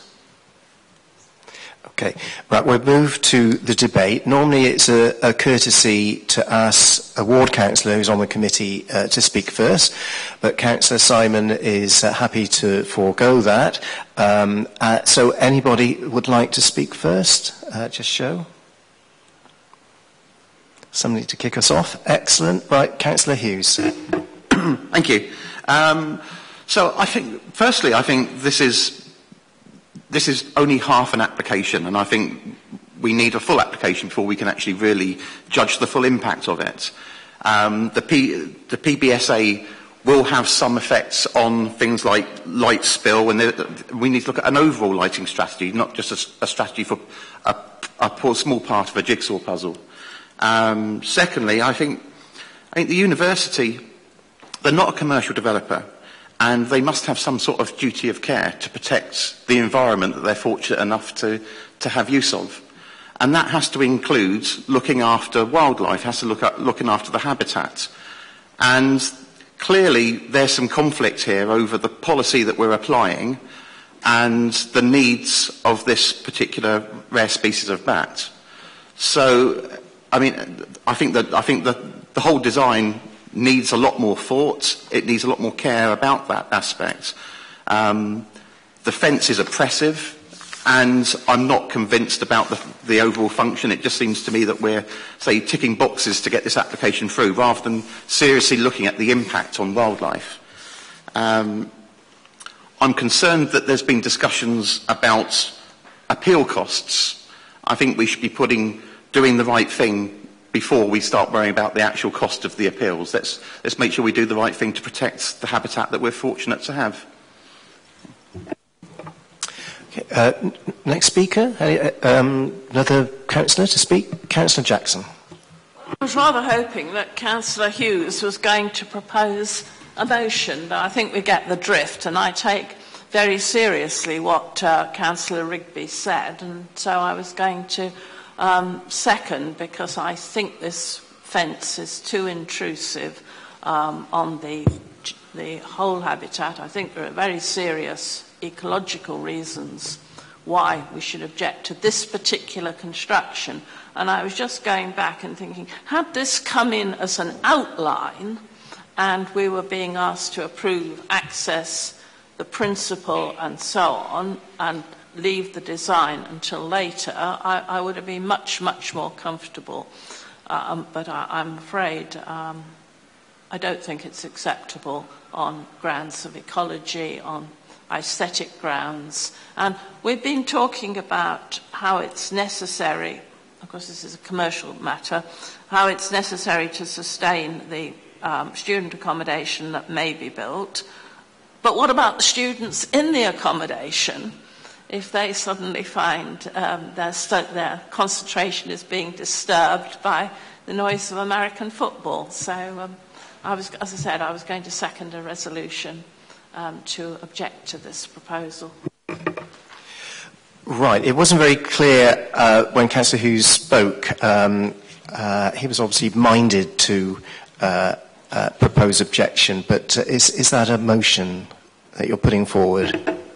Absolutely, I'm absolutely happy to put that forward, a motion for the reasons that I and Councillor Jackson have given. Right, okay. We might need to come back to you to make sure we list those reasons.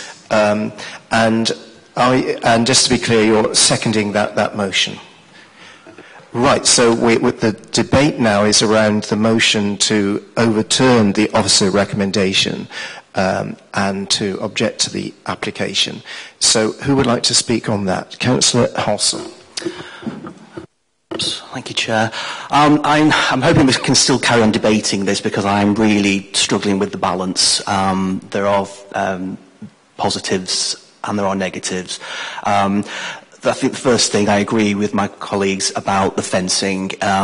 It is a significant, it's going to be significantly obtrusive. That could be a short-term thing because obviously there is going to be some significant planting between the bridleway and the boundary. So maybe the negatives of the fence would be outweighed by the benefits for the future. The need for the fence is about the protection of the bats. That's first and foremost. The actual facility, it's in the master plan. So the principle for having playing fields there is accepted, but it's obviously the detail and it's about the impact. I'm not going to consider the purpose-built student accommodation. Obviously, we're assessing this on its merits. Is a playing field acceptable here? Yes. I'm mindful of the Sport England objection, however. They aren't supportive of the loss of grass pitches, so I think we really do need to think about that quite carefully. Yeah, I'm still struggling. I'd like to hear some more views before I decide whether I'm going to support the motion that's been passed. Councillor Hodge. Yes, I'm similarly conflicted. I'm not really sure yet, so I want to hear what people say. I am worried about having an ecology reason for refusal because the ecology consultant came forward with no objection, and how we could defend that, and had considered the bat issue quite extensively in the migration pathways. So the second thing I'm thinking about is the floodlighting and the fence seem to be the consistent issue, and whether granting permission with a condition that those aren't delegate to permit without either of those, recognising that there would be increased sporting activity provided by the artificial pitch over and above what is available from the grass pitches, but without those controversial elements. I just wondered whether we could think about that a bit more. The other ecology issue is that the biodiversity net gain has also been delivered off-site, so it's quite difficult to make that sort of argument as well. Thank you very much, Councillor Hodge. Councillor Warren. Thank you. It is a difficult one. I think everything's a little bit tied in together. I agree what you said about ecology, Councillor Hodge. I think we have to listen to our ecologists. The fence I don't like. However, I think with without the fence, the ecology doesn't work. The floodlights, again, I believe are an issue, which is why I asked to look at again the whole plan where you have floodlights all around there anyway. So does it make a massive issue? I don't know. It is a difficult one. I'm keeping an open mind. For anyone that knows me, they know I've had issues before with the university, so you've got to put that to one side. I think long term I probably would back the application as is, if I'm honest with you. I haven't really heard a good enough reason against yet, but if that comes up, then I'm sure I can be turned. Councillor Sion. Thank you. Yes, I wanted to hear how things were going before I came in, but as Councillor Hodge said, it's difficult to sustain an ecology objection because the ecologist hasn't listed it. But in order to get to a non-objection from the ecology side, you have to put up the high fence in order to get the floodlights that will enable the project to be a viable one in terms of providing the sporting facilities needed. So there's a sort of sequence of thinking, but the sequence of thinking doesn't lead to any particular feature that is, on the officer's advice, an objection. I also have to give considerable weight to continuing the policy in the strategic plan of moving purpose-built student accommodation up to the plateau and taking off the pressures in central Bath, and I think that's a considerable advantage. I don't think that there are going to be impacts locally that are on my residents in the immediate vicinity that justify a refusal. And I remember that my previous authority, at a time when I wasn't on it, refused an application to a university and lost the largest employer in the borough. So we need to think about this as part of our strategic relationship with the university in terms of what's in the strategic plan. This is a site that's provided, and we haven't, to my mind, made a sufficiently strong argument to refuse it. So I have the misfortune to disagree with my fellow ward councillor, and I think I'm not persuaded that there are sufficiently strong objections to the officer's clearly argued recommendation. Thank you. Councillor Halsall and then Councillor Jackson. Thank you. Now, the university campus is an anomaly on our townscape and our landscape. You know, it's a huge campus on a plateau outside the city. It's not obviously in the green belt, but it is in the AONB. It overlooks a World Heritage Site, but it's an extremely valuable part of Bath and our economy.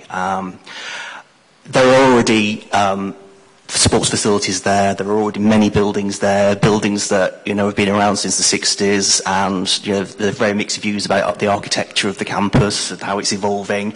There are master plans that we're sticking to, and hopefully we'll be working on those with the university in the future.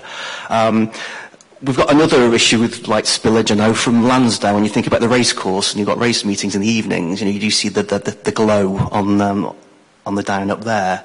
So I'm coming round to the idea of supporting the officer's recommendation here. Obviously, we'll see what happens when we take the vote based on my colleague's motion. Councillor Jackson. Well, with regard to the last point, the Lansdowne racecourse is limited in how many days per year they're allowed to operate. I'm afraid I can't remember what we came up with when that application came in, but it certainly wasn't the level of usage here. With respect to the ecologist's report, they are not infallible, and bats do not behave as they're meant to behave. It used to be listed in the policies on page 72 that you had to take account of the Norton Radstock railway line development. Now, we had a very considerable number of bats there. They were lodged in the Victoria Hall, and when the renovation of the Victoria Hall started, guess what they did? They moved into the public toilets where you could not switch the lights off. But these were pipistrelles, mind you, not Becksteins, but still, you know, they don't behave as they're meant to behave always. So it doesn't necessarily mean that an increased amount of light will drive them away. You know, that they are wild animals and they have their own rationale. I still feel that the ecological damage, though, needs to be addressed in a more sensitive way than putting up this very intrusive fence. And we, of course, heard from one of the objectors the number of Beckstein bats that are around and the fact they're increasing. And, you know, as not a very sporting person, I'm more mindful of bats than allowing this facility. But as I said before, if this had come in as an outline application, I don't have a problem with the general principle, only with the way it's being worked out in terms that I think will cause too much disruption to the environment. Thank you. Right, I'll make this the last one because I think everybody's had a chance to speak. So, Councillor Hodge. So I don't want to curtail the debate. I mean, I think we really need to debate this, don't we? We don't go backwards and forwards, so I don't want to really be the last one. But so I just wanted to pick up on Toby's. Well, I wish I'd asked this question, actually, if there were other plans for other PBSA sites within coming forward on the university campus. So, I mean, I think at this point we do want to see the university building purpose-built student accommodation on campus, and I assume this is the only space left to do it. And that weighs in favour of a permit decision. And again, I would re-emphasise that, I mean, some people would agree a compromise position doesn't serve one purpose or the other, but we do have the option of delegate to permit without the additional floodlighting and fencing, and that recognising that it would allow more use than is currently available from the two grass courts, the university could come back again and revisit a floodlighting and fencing application if it wanted to, and make a case again for that if they felt they'd got something that didn't, you know, that they could add to in the future. So that's my thoughts on that. Yeah. Thank you, Councillor Hodge. There was a question in there, but it didn't relate specifically to what's being proposed today. So I'm going to move to the vote. You want to speak again? sorry, yes, I just wanted to say that as a compromise, I'd be happy to look at modifying it to a delegate permit without the fencing and the floodlighting, if that's a suitable compromise. But I don't think we can do that, can Okay. we? We have to, it's unfortunately in the planning system, take it or leave it. Thank you, Chair. Yes, the committee have to consider what's in front of it, the development in front of committee today. The committee's not in a position really to sort of amend the drawings at the committee itself. So the committee need to assess what's in front of it, what's being presented on the screen behind us. And if I may just take this opportunity, Chair, just to summarise or reiterate what some members have already said. Obviously, it's for the committee to make the decision that they feel is right. But just to remind members, we've no objection from Natural England, subject to conditions. We've no objection from the ecologist, subject to conditions. There's been some talk about the adverse or possible adverse impact on ecology. But what I've not heard is how the development will impact adversely on ecology. And it's that issue of how. That is what we would have to demonstrate at appeal. And provide evidence. And from what I'm hearing from the committee so far is that we don't have any evidence. So it's really just really to warn committee. Obviously, the committee can reach whatever decision it feels is right. But in terms of advising of the consequences, I think we would be likely to lose an appeal, and we would be quite likely to have costs awarded against us if ecology was the sole reason for refusal. Thank you. Can I go back to Councillor Hughes? At the moment, on the table is a motion that you propose to overturn the officer recommendation to permit and to object to the application. Are you still happy for that to progress, or do you want to withdraw that? No, I'm sticking to my own beliefs on this one. Yeah, absolutely happy. Okay, that's fine. Right, and that was seconded by Councillor Jackson. So just to make sure that you still second that motion.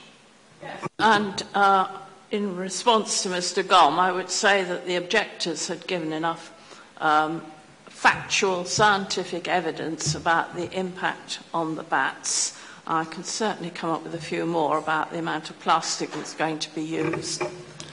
And so on, and the fact we'll be stuck with it for 25 years. But that's probably the second half of that comment is not planning speak. Right. The legal officer would like to speak. Thank you, Chair. It's just a general point where there's where what's recommended is what's called an overturn of the officer recommendation. Then there's a requirement to give reasons. I'm not currently clear on what the reasons are, so just for clarity, could I request a statement of what the reasons are for the motion to refuse the application? Well, I'm sorry, I thought Sport England had come up with... Sorry. I thought we had accepted that Sport England had provided a sufficiency. So just if I could confirm for clarity, that would be a single reason for refusal relating to the positions put by Sports England. Is that correct? Have I understood that correctly? That's not the only reason. That is one significant reason. Yep, thank you. Sorry to be a pain. Could I ask for the other reasons, please? Well, yes. I mean, I still maintain that there is a conflict with on ecology between the policy that we've applied and the actual requirement of a protected species. And we've heard data from objectors on scientific data on the needs of this protected species, and it is in conflict with our policy. Thank you. Okay, I think there is also the fence and the Yeah. And we haven't... Sorry, there's a public right-of-way. We walk down that path, and it's going to be more or less underneath the fence.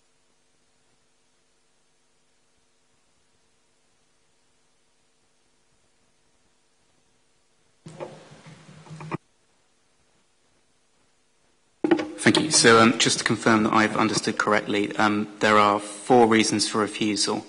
One is agreement. You agree with the points raised by Sports England for an objection. 2 is that there is a conflict on ecology grounds between this proposal and the protection of Bechstein bats.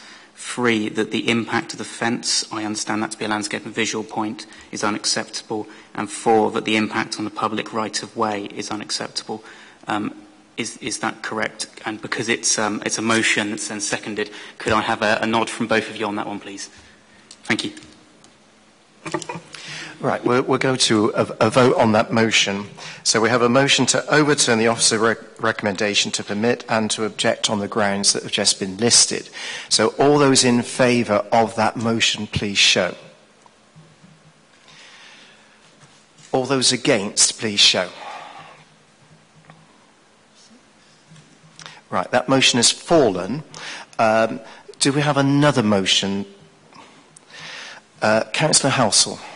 Yes, Chair. I'd like to put forward a motion to support the officer's recommendation. Having heard the debate and consider all the issues, I feel that the negative issues relating to specifically the fencing and the floodlights are outweighed by the benefits of the proposal.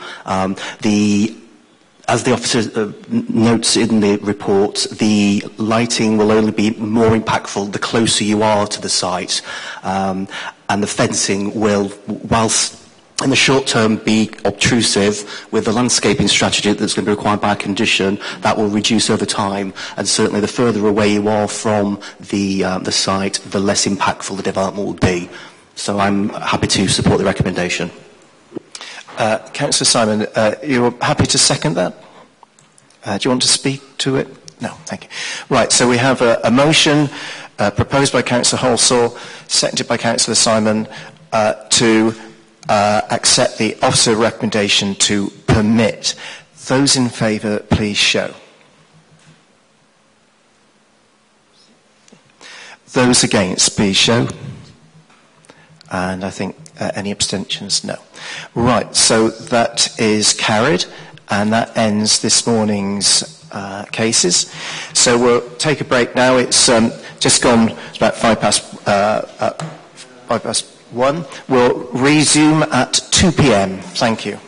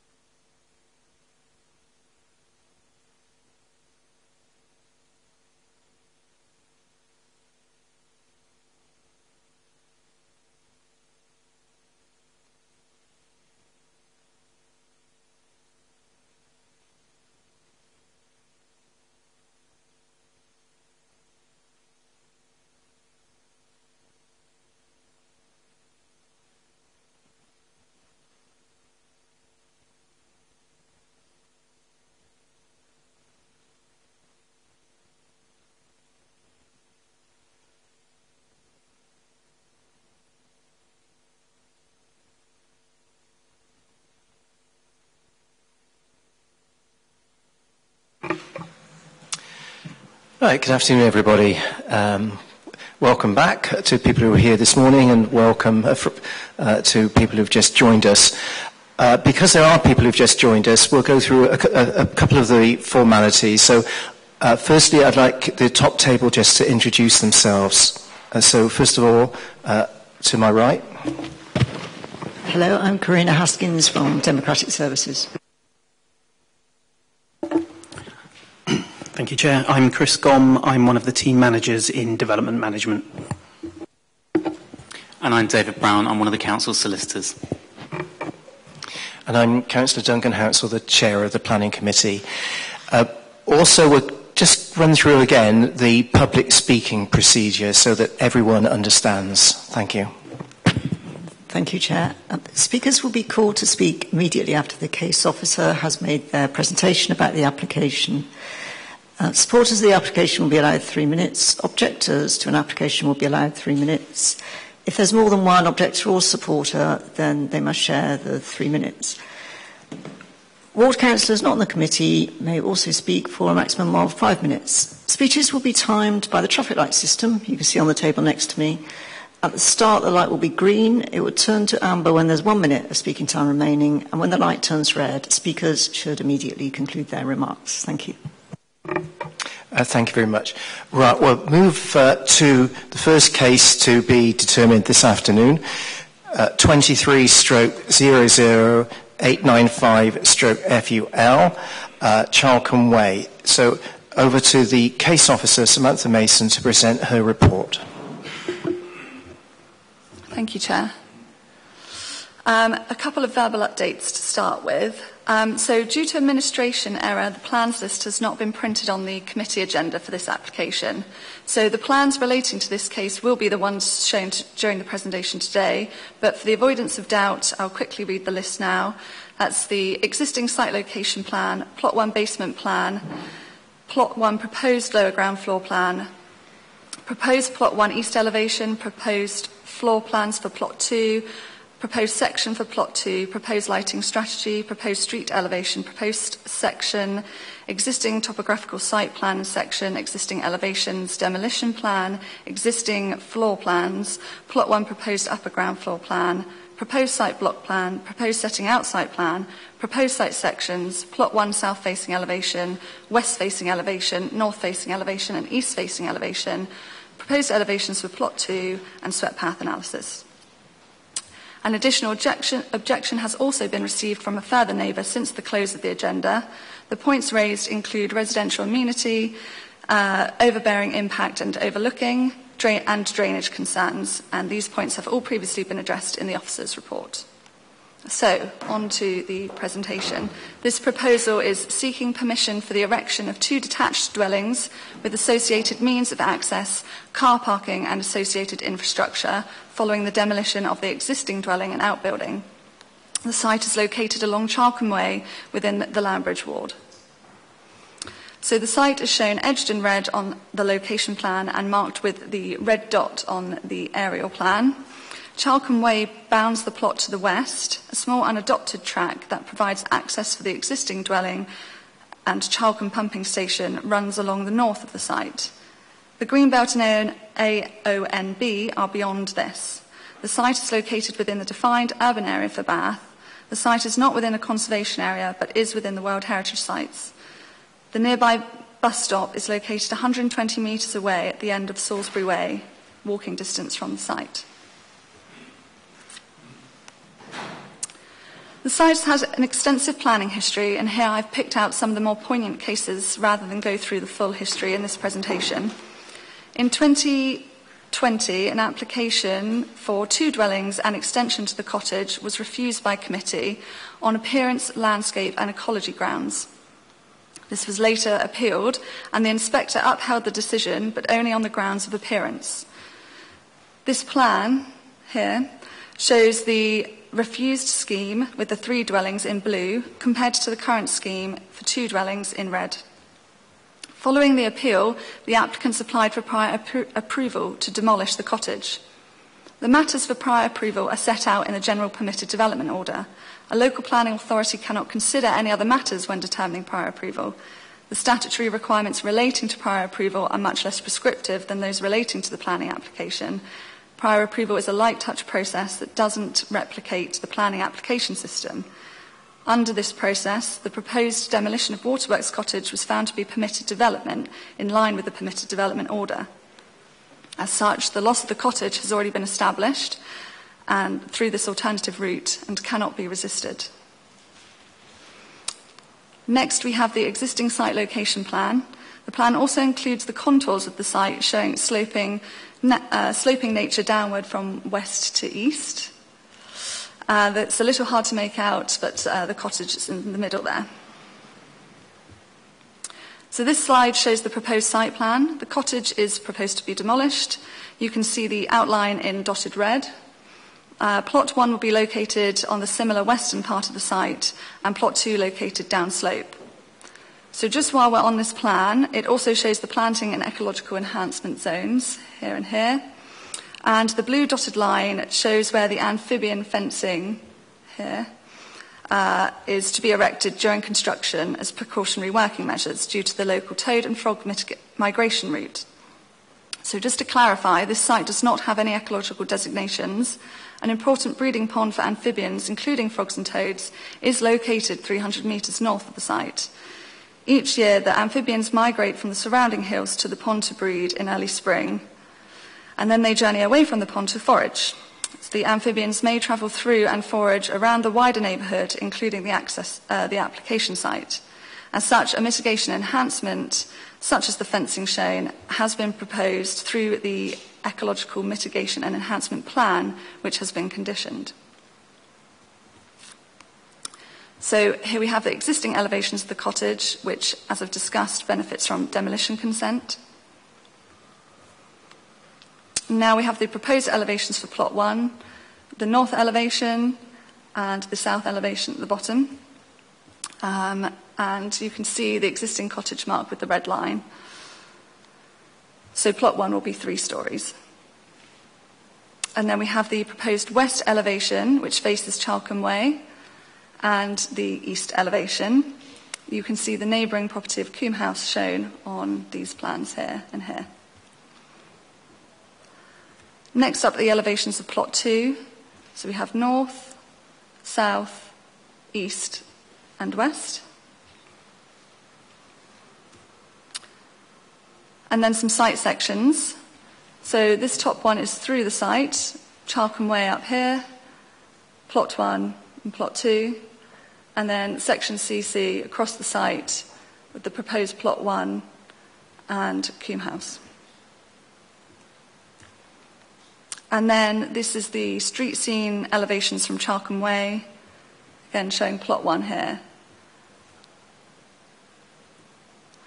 Then onto floor plans. These are basic existing floor plans of Waterworks Cottage. And then we have the floor plans for Plot 1. So basement level, lower ground floor, and upper ground floor, which is accessed from Chalcombe Way. The proposal is for a 4-bed dwelling. You can see terraces marked on the plans. And this flat roof to the second floor will not be accessible beyond the terrace and will house the proposed solar panels. Next, the floor plans for Plot 2. This is a 3-bed dwelling over 2 stories. So moving on to some visualisations of the proposed development. On this side we have an aerial shot. Since the visualisation was created, the roof shown here, where's my mouse? Here, has been amended to include the solar panels. However, it gives you a rough idea of the layout and relationship with the surrounding plots. And then a couple of street scene visualisations. And then visuals of Plot 2 and looking back up towards Plot 1. And then onto some photos. So these are of the existing cottage.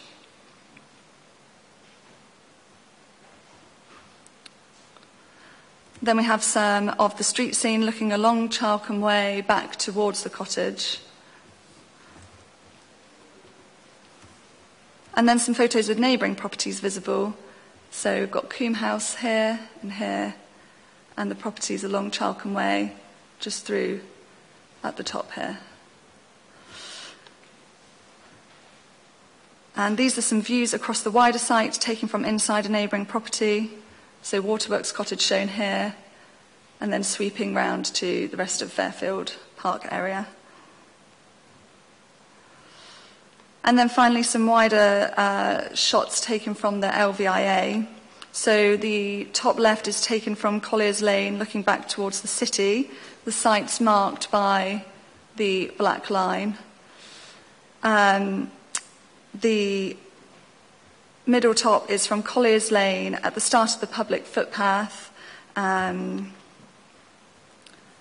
then we have the bottom left from Salisbury Hill, and middle bottom is the view from the footpath running north between Chalcombe Lane and Lark Hall.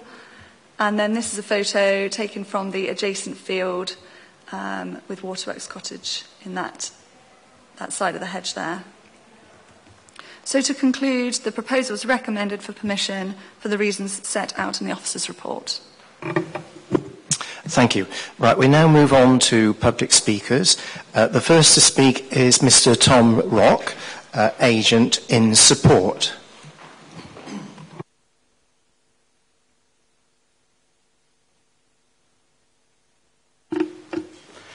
Chair, members, good afternoon. Whilst the area application for 3 dwellings was refused on grounds of overdevelopment and dismissed on appeal, the inspector clearly established as follows. There's no objection in principle to redevelopment of the site, the only issue being the quantum in that scheme. Redevelopment would not occasion harm to the World Heritage Site or its setting. There'd be no harm to the landscape setting of the city. The contemporary design approach, which is reflected in this scheme, is acceptable, and the proposed designs had architectural merit. And given the challenges to accommodating additional housing in Bath, as reflected in the city's housing prices, he said considerable weight should be given to the benefits of delivering additional family-sized homes on this site. The application before you now is very different. It responds positively and effectively to the only issue identified by the inspector and to members' concerns regarding overdevelopment of the site, as well as to your declared climate and ecological emergencies. The scheme's been reduced from 3 to 2 dwellings, as you've heard. Both dwellings have been substantially reduced in size, equating to an overall 23% reduction in the built footprint.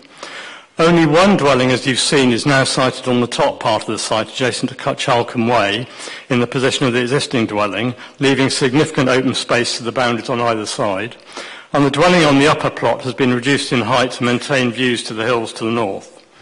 In addition, as accepted by your ecologist, the proposals will deliver a substantial net gain in biodiversity, thus responding positively to your declared ecological emergency.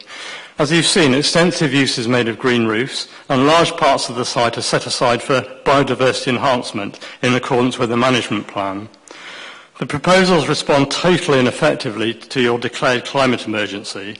In accordance with your updated policy SCR6, they will achieve 0 operational emissions through a fabric-first approach that minimises heat and power demand, combined with meeting all energy demands on site through air source heat pumps and roof-mounted PVs, with associated smart infrastructure, including on-site battery storage. They effectively meet Passive House standards. The existing cottage has a certificate of immunity from listing. Historic England finding it had no historic merit. And as you've heard, you have granted consent for demolition of the existing cottage. The existing building is extremely energy inefficient and cannot be upgraded to meet your current requirements. Its replacement by buildings that will achieve 0 operational emissions is therefore an imperative in response to your declared climate emergency. The applicants are grateful to your officer for her assistance in resolving your previous concerns, which has enabled her to recommend to you that planning permission be granted. You have a very detailed report before you explaining the changes, that the proposals are fully compliant with your development plan policies and acceptable in all other respects. Chair, we commend her recommendation to you and thank you for your time. Thank you very much, Mr. Rock. And thank you for keeping to time. Mr. Parkin next, who is objecting to the proposal.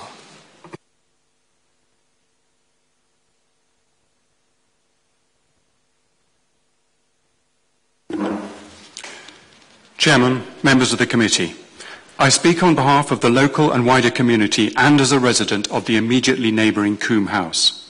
The current application follows previously refused schemes for 2 and 3 detached houses on the same site. The original scheme was dismissed by the planning inspector as an unduly intensive redevelopment of the site that would cause harm to the character and appearance of the area because it would no longer offer a gradual and harmonious transition between urban Bath and its picturesque rural surroundings. The second proposal was again rejected on grounds of overdevelopment and on amenity grounds with respect to Coombe House. The current application still fails to address the primary reasons why the inspector upheld the committee's refusal of the previous plans. It constitutes significant urbanisation of the landscape, destroying the gradual and harmonious transition from urban to rural, and radically changing the street scene and character of the area. To give you an idea of the intensification and overdevelopment, the total built area of both plots will be 5 times that of the existing cottage. The building itself on plot 1 will occupy over twice the built area of neighbouring Coombe House, typical of the area, and the smaller building on plot 2 will occupy a built area a third larger than Coombe House. Plot 1 is still a massively overbearing structure spread over 3 stories. The wall area of the south elevation of Plot 1 directly facing Coombe House will be nearly 6 times that of the current cottage. Plot 2 is awkwardly crammed into the lower part of the site with all the access issues of the narrow Wessex Water Lane along the north boundary and is almost identical to that of Plot 3 in the original dismissed scheme. From Chalcombe Way, the open nature of the area with the views across the valley enjoyed by many walkers would be replaced by oppressive high hedges, a gated parking area, a block-like mass of building and an obtrusive roof line rising above that of the existing cottage. This would be loss of amenity and significant harm to the character and appearance of the area.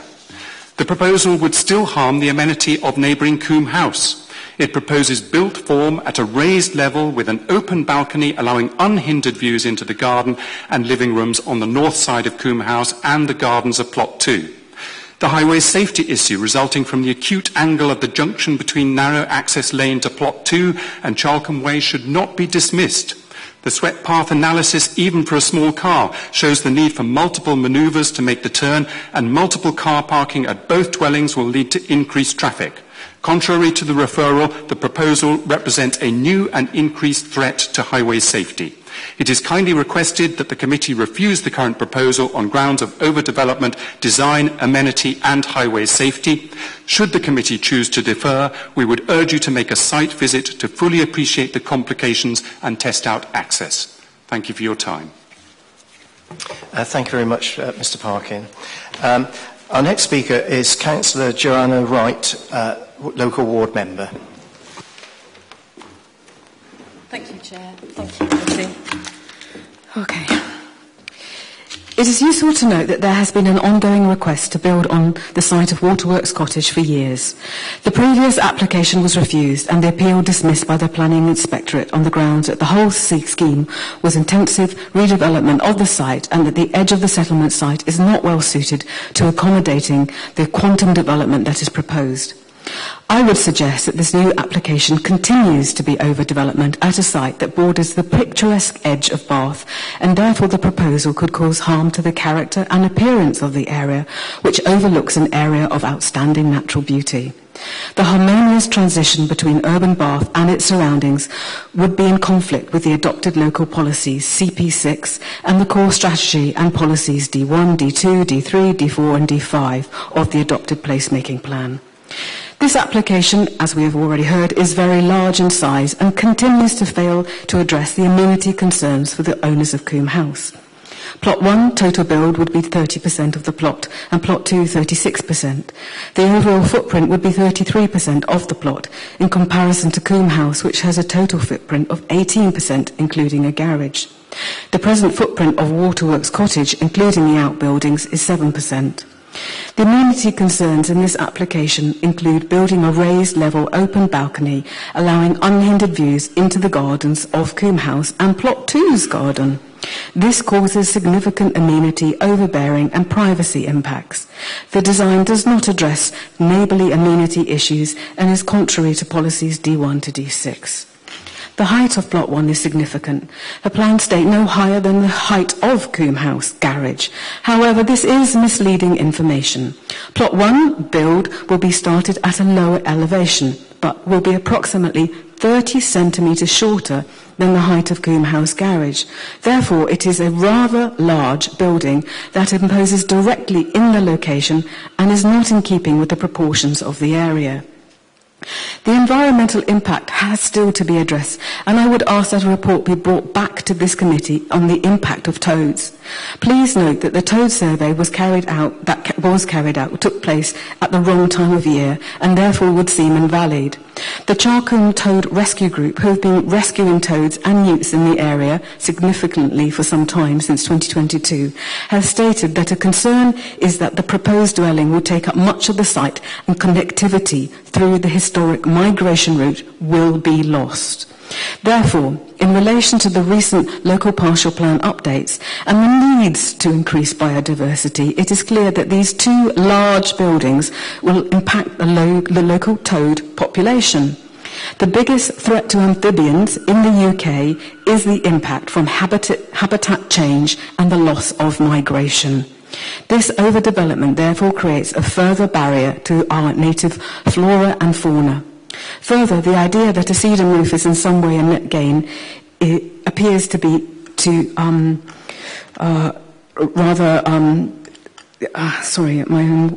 can't read my own handwriting, appears to be rather unkind to the environmental benefit. This is a cramped and contrived planning application on the edge of picturesque Bath that is overdeveloped, fails on amenity grounds and has poor transport accessibility to the site of Plot 2, and that is a significant problem. It will cause the community significant harm to the feel and to the appearance of the area. As Ward Councillor for Lambridge, I am requesting that this committee refuse the planning application for the two new dwellings on the site of Waterworks Cottage, or, in the absence of doubt, to agree to defer the decision until a site visit can be made so that this applicant can be seen by all members, new and re-elected. Thank you. Thank you very much, Councillor Wright. Right, we now move to questions to the case officer. So who would like to go first?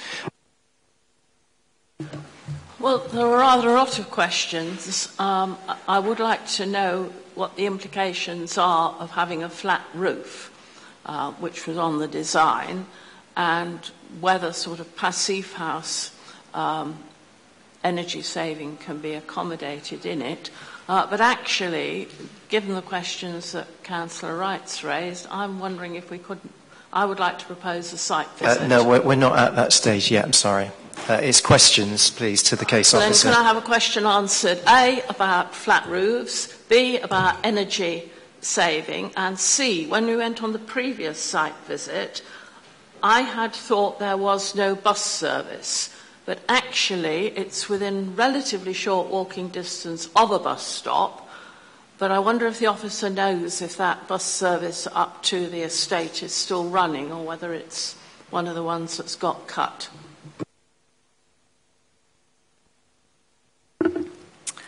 Yes, so in regards to the flat roof, the design does incorporate flat roofs. So I apologise, I don't think I quite understand your question. Is it a sedum roof? Is it a gull nesting site? What's it made of? Is it acceptable? Okay, so it's partially sedum and partially composite finish. The flat roof design, the modern design, officers have considered to be appropriate. There's been no gull assessment done in this location. In terms of policy SCR6 and sustainable construction, the houses proposed aren't passive houses, but they do meet the requirements of the sustainable construction policy, and they do go beyond those requirements as set out in the officer's report. And in terms of the bus service, I'm afraid I only checked the location of the bus stop. I don't know if it's running. I'm looking at the internet now, and according to the internet, which may or may be accurate for today, the buses are still running. The buses are still running according to the internet. According to the Internet Departure Board. Thank you. Next question. I'm sure there's lots of questions. Councillor Hodge. Thank you, Samantha. I'd just like to be clear about the volume of... Could I see the picture of the elevation, the end elevation that has the new building on Plot 1? I'd like to be clear on the volume of the new building on Plot 1 versus the... This section? Yes, or... that section. Yeah. Is perfect. So, to me, the new building seems to be approximately the same width. So it seems that its volume might be 3, possibly almost 4 times the volume of existing cottage. I wonder if would you agree with that? Seems to be quite a substantial increase in built form, I suppose, in that plot. I don't have the volume calculations to compare the two, but yes, plot 1 is clearly larger than the existing cottage. I think they may approximately be similar width, but obviously height, level of stories, and built form is increased on the plot. Yes. Yeah, I think if they're the same width, then possibly that shape goes in about 4 times to the new shape. And then I just like to see again the picture of the existing waterworks cottage in relation to the valley, and the idea the height of the roof line seemed to be just below halfway up the tall chimney stack. Was my impression from the elevations. I'll just move to. Yes, the Waterworks cottage has quite typically small cottage with tall chimneys, and the roof elevation comes to just below the top chimney detail. So could I just see where that is on the view across the valley? Yeah, so that's the cottage. So one should imagine that the roof comes to just below the detail on that chimney stack at the top. Yes. Yes. Okay, that's my one query. And the second query was about the amphibian, the extent of the amphibian rescue have done quite a comprehensive objection, and obviously they've done a lot of good work in that area with the migration. But looking at the ecology reports, it doesn't really refer to the... Sorry, can you keep speaking into the microphone? So the ecology report, I can't find much detail on the toad migration aspect of it. I just don't know whether you'd had a discussion about that. It doesn't really talk about it that much. There's some conditions, but it doesn't talk about the impact.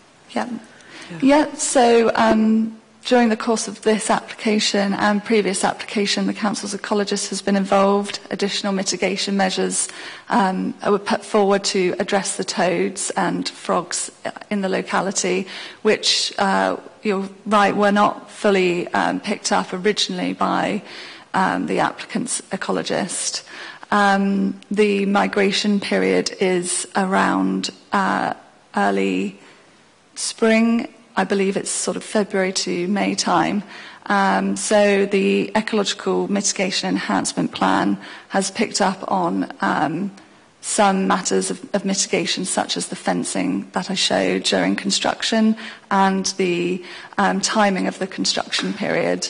The breeding pond is to the north of the site. So on this plan you can't see it, but it's sort of just up here. It's 300 metres away from the site. And the toads and frogs are obviously important. They don't have protected species status in the sense, in the same way legally that bats, for example, and great-crested newts do.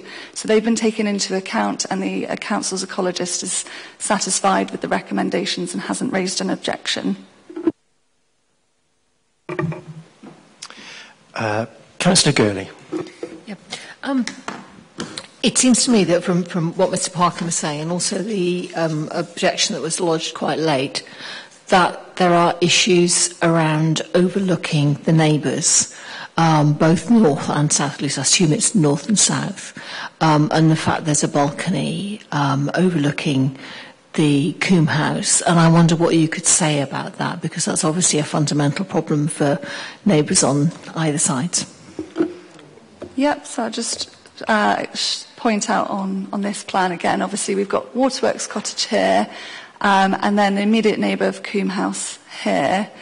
And then these properties along Charcombe Way do sit higher than the existing dwelling. So the main impact will be to Coombe House, whose garden obviously follows the sort of extent of the plot of Waterworks Cottage. If I move to the elevations, this elevation is the elevation that will face towards Coombe House. As you can see, this is the flat roof element with the small terrace shown here, the glazed element. And then we have the rest of this roof, which is now for the solar panels. The plot 1 is positioned approximately 20 metres from the elevation of Coombe House, and has obviously been sited further away than the garden, than the existing Waterworks Cottage in the garden.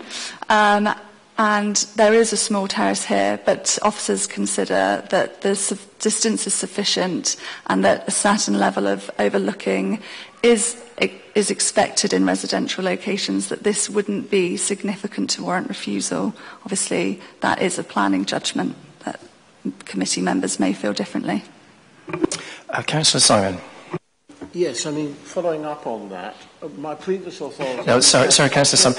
I know it's courtesy to face the person we're talking to, but could you everyone speak into the microphone? Yes, sorry about that. My previous authority, we had objective standards for assessing overlooking issues, certain distances from second floor windows or third floor windows. Are there objective standards in our planning development policies, or is it a question of judgment as to whether a particular overlooking is acceptable or not? Yeah, there's no standard set out within the policy D6 in regard to residential amenity, so it is a planning judgment, but there is good practice, clearly, but no specific standards.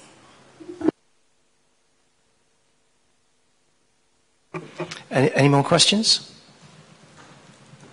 Okay. Right, we'll move to the debate.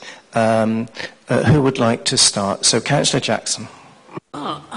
I wondered if I might propose the site visit now, because there are quite a lot of unanswered questions which I feel are best by actually looking. This question of overlooking is particularly important, which can be best resolved by actually being on site and getting a bit better sense of the spatial thing. And one point the officer has made that's very good. It's on the threshold between, and it is reflected in the planning inspector's comments, this site is on the threshold between what you might call a suburban area and a completely rural area.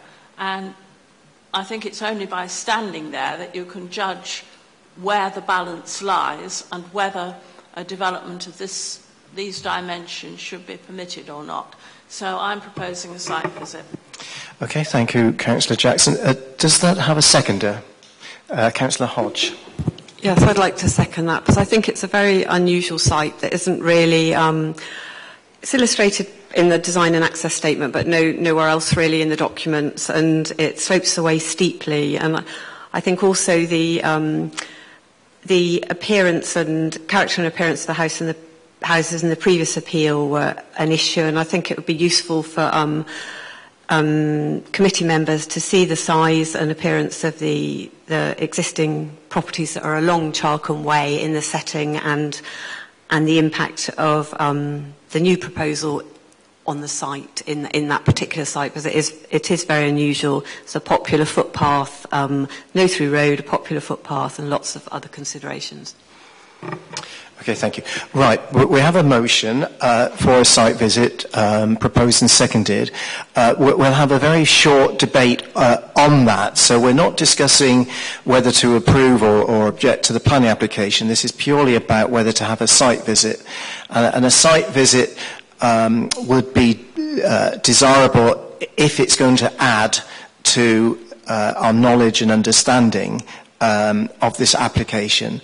However, committee members might think that they know enough from the presentation to make a confident decision today.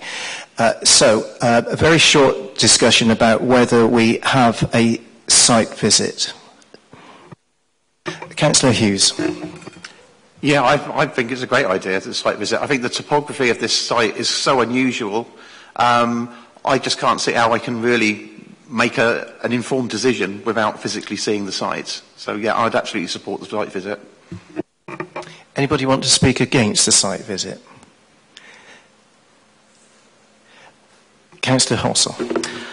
Thank you, Chair. I mean, this issue has been going on for a significant amount of time, and I do wonder whether, I mean, obviously I'm new to the committee, but I feel I'm in a position where I can make a decision on this application today. You know, it is unreasonable on the residents to be kept waiting again and again and again, all the neighbours, but also it's not fair on the applicant if we are to defer again. And I don't think there'll be any value from what I've seen on the plans, what I've seen on Google's, you know, online. I don't think it would be of any value to have a site visit and defer to the next committee. Thank you. Councillor Sion. Yes, I tend to agree with Councillor Halsall. We've seen some comprehensive presentations. It's a site that slopes down away from the main receptor road, Jarcombe Way, quite steeply. So the impacts on most of the roads are quite limited. And we have professional advice about the highway issues, which were raised. So my feeling is that we have the material to make a decision on the papers. Councillor Jackson.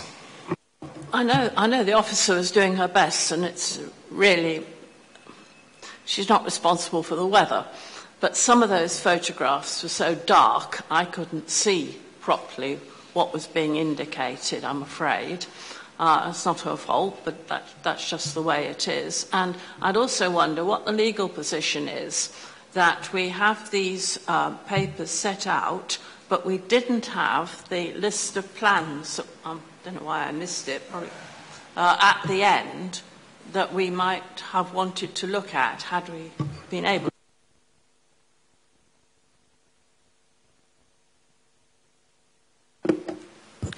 So in terms of the plans list has subsequently been read out. So in terms of being informed what's there, I think that's happened before any decision would be made. Clearly that may have reduced opportunity to view those at an earlier stage, but I would assume that all of them were uploaded onto the portal and they're available to view if not referred to. I wouldn't personally be particularly concerned on that head, but if that's something that you would like the opportunity to do, I wouldn't see it as unreasonable for you to want to vote for it to come back at a later stage so you can look at those. Could I add that all the plans were available they haven't been updated. It was just simply an error with this committee agenda. So they were available for members to look at before. They haven't been updated since the recommendation. Right. Anybody else want to talk about the proposal for a site visit? Councillor Hughes. Yeah, I mean, I've heard the comments, but to be honest, I mean, one thing that the last 4 years on the committee has taught me is that photographs can really not give you any true indication of distance and scale. And the only way to do that is a site visit. And I'm surprised that we don't have more support for physically going to this site and understanding. It's so unusual in terms of its aspects. I'm really surprised that this isn't fully supported. We haven't tested that yet, Councillor Hughes. Councillor Hodge. Yes, I would just like to reiterate from my own knowledge of the area. I think the change in the size of the property with this new application, each application has to be taken on, assessed on its own merits, looked at afresh, and I think from my knowledge of the site, you don't get all the information from the pictures that have come before us. Okay, I'm going to go to a vote now. We have a motion to defer determination for a site visit proposed by Councillor Jackson, seconded by Councillor Hodge. Those in favour of a site visit, please show. Okay, those against? Okay, we will have a site visit. So this application will be considered at a future meeting following the site visit. Thank you. If you were here for that item, you may leave. Thank you.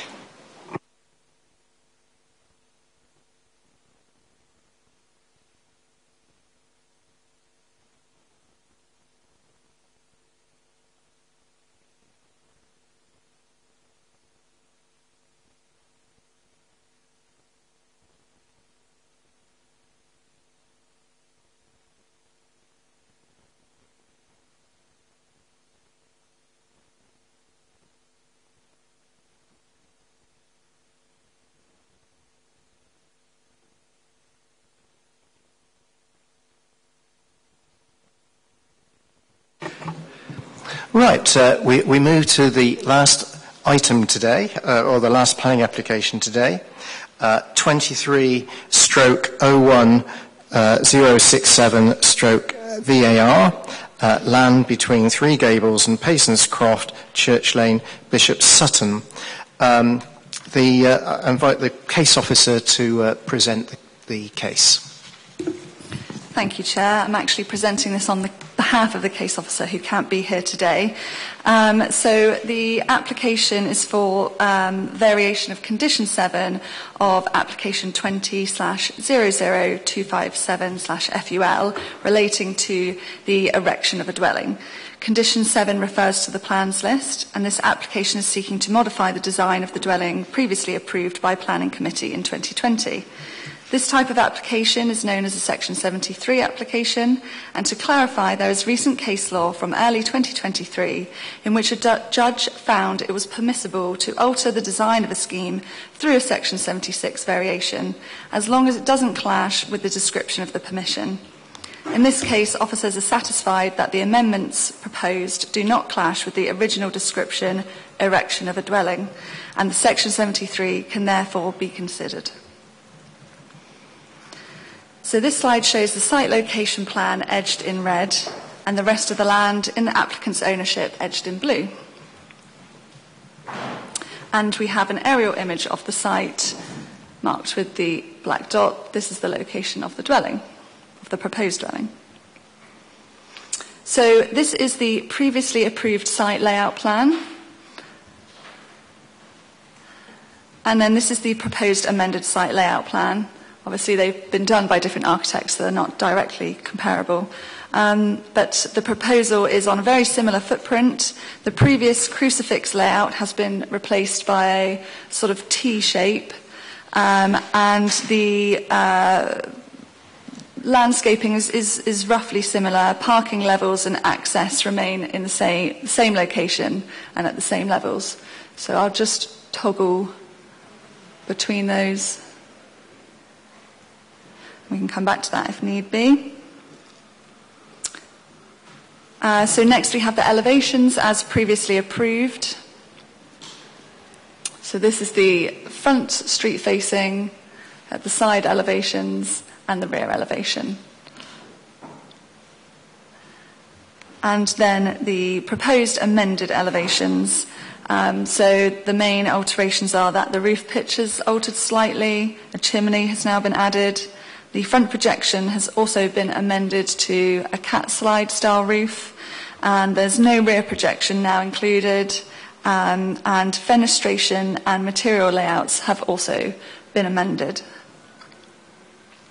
So then we have the approved floor plans, similar to the site layout there, and the amended proposed floor plans. Both are for a 3-bedroom dwelling. And finally, some site photos.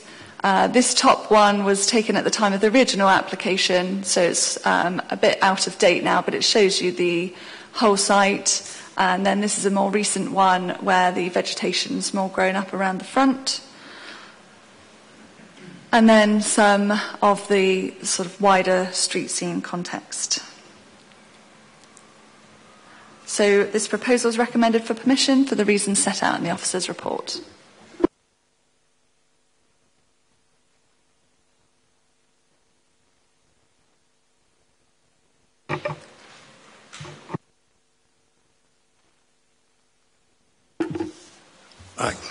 Good afternoon, Chair, Councillors, and thank you for the opportunity to address the committee. The application before you is to seek permission to build a smaller dwelling on a building plot which already has permission, as just been described, for a detached 3-bedroom dwelling. The principal difference is that the application is for a dwelling that will be some 35% smaller, rather different to the application you've just been looking at previously. The plot sits within the village of Bishop Sutton and has dwellings to either side, to the front and to the rear. It is the very model of the term infill, and as your officer's report states, within the housing development boundaries for the village. As already stated, the plot has planning permission for a larger dwelling, albeit 3 bedrooms, and as a council, I would hope that you would support infill such as this in preference to development on the outskirts of such villages. Too much development takes place on green fields when we have plots such as this ready and available. We are seeking to build a modern dwelling, but with recognisable features such as the pitched roofs, cat-slide roof, casement windows, etc., and use materials which are in use on the neighbouring properties and therefore in keeping and complementary. My client is also very keen on making the property as sustainable as possible and with as low a carbon footprint as possible. It will therefore be insulated to a high standard. As the plans indicate, solar panels will be installed on the rear south-facing roof and we will be installing a heat pump heating system. We're also going to install a mechanical ventilation and heat recovery system which ensures healthier, clean air in the property as well as recovering any heat from the stale air as it is exhausted. Heat will also be recovered from waste pipes to the showers and bath, for example, and recycled into the hot water heating system, altogether vastly reducing its impact on the climate. Your officer's report makes it clear that we have addressed issues that have been raised for the previous permission, but were thought too minor for it to have been refused then. For example, improving the views through the site to the AONB behind. The smaller dwelling will also have less impact on the neighbouring properties. The current permission, and we have started the foundation, so we've made a start on the existing permission, but we do want to change it to this new scheme, means that you will have a large, nearly 200 square metre dwelling on this site, which could easily be altered internally to form 4 beds. Or you can approve this application and have a much smaller 128 square metres 3-bed dwelling, impacting less on its surrounding and impacting much less on its environment. I hope that you, like my client and I, want to see dwellings built in the sustainable locations using the latest technology and to reduce their impact on our environment and therefore grant permission to this application. Thank you. Thank you very much, Mr. Clark. Right, we move to the debate. The questions. It's a long day. Questions to the officer. Thank you. It's really a point of information. It was felt it was important to bring this application to committee just to explain publicly and to the committee why it's a variation of condition rather than a full planning application. I'm really thankful for you to explain about Section 76, and obviously because there's been case law, that explains everything, so thank you for that.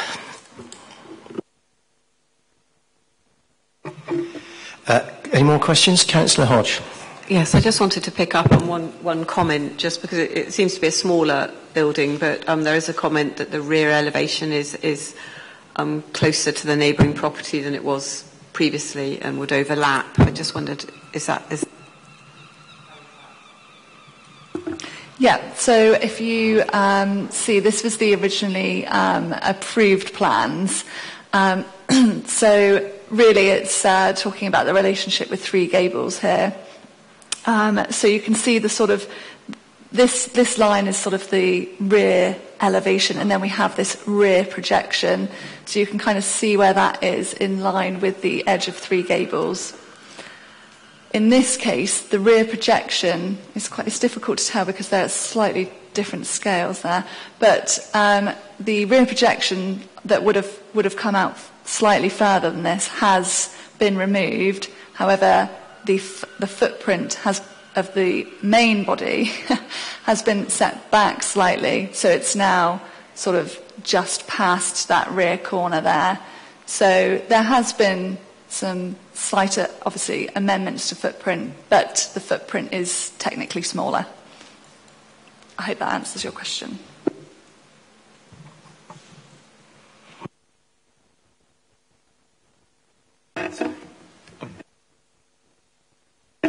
Sorry, just a very quick question. So I'm assuming the main reason for this change from the sort of crucifix design to this one is that they can accommodate the solar panels on the rear section. Is that right? I think there's a number of reasons why it's changed. I think it's actually potentially a new applicant now, and it's obviously to reduce the footprint and built volume reduces the cost slightly. But yes, as the agent referred to, it's also more sustainable now in terms of the additional solar panels and so on. So there's a number of reasons, really. Because obviously the previous scheme wouldn't have accommodated any panels on the back. It didn't include panels, no. Whereas this one can. But I'm just worried so that one you just showed wouldn't actually house any panels. But we haven't had a rear renovation of this. So there's no visual impact from this on the residents in terms of having those panels on the roof? No, it's not considered that there is. I'll show you the, you can see here, so the neighbouring properties are either side, not to the rear. The rear is actually, this line here denotes the housing development boundary, so there wouldn't be any dwellings that could go to the rear. And this is an orchard at the moment, which sort of mitigates some of the views of the proposed dwelling anyway. So the solar panels aren't considered to be problematic. And actually, we do have a policy encouraging the use of solar panels. So officers haven't raised that as a concern. Did you have your hand up, Councillor Jackson? Brown was going to give us a bit of further enlightenment about the question of a variation, and to that I would like to ask if this will be considered to be setting a precedent for other applications that might or might not benefit from this kind of modification. Thank you. So the initial point I was putting my hand up for was a rather pedantic one, but it comes within my responsibility. It's just to say it's an application under Section 73 rather than 76. Apologies, sadly this is my life. In terms of recent case law, very helpfully a case came out in 2023, so earlier this year, on very, very similar facts. So there was the operative part of the planning permission, which is a description of development, said permission for a house, and then the details of the house were contained within the plans list, and an application was then put in under Section 73 to change the plan showing the details of the house, leading to quite considerable design change, but on a similar footprint. It was rejected by the local authority on the grounds that it was too considerable an amendment. And when it went before a judge, the judge explained that that wasn't legitimate, but there was no requirement it only be a minor material amendment for Section 73. So, yeah, this type of application is legitimate. It's within the Act, and we have very recent case law authority on that. I hope that answers the question. Do let me know if not. Thank you. That was helpful. Councillor Gurley. Oh, sorry. Councillor Hughes, I think, was next. Oh, sorry. Right. Councillor Gurley. Am I right in thinking that Bishop Sutton Parish Council have objected to this? And if so, why? Yes, the Parish Council did object. That's the reason it was recommended to committee, because the officer obviously came to a different conclusion. Their comments are in the case officer's report. I'll just have a quick reminder of what they are.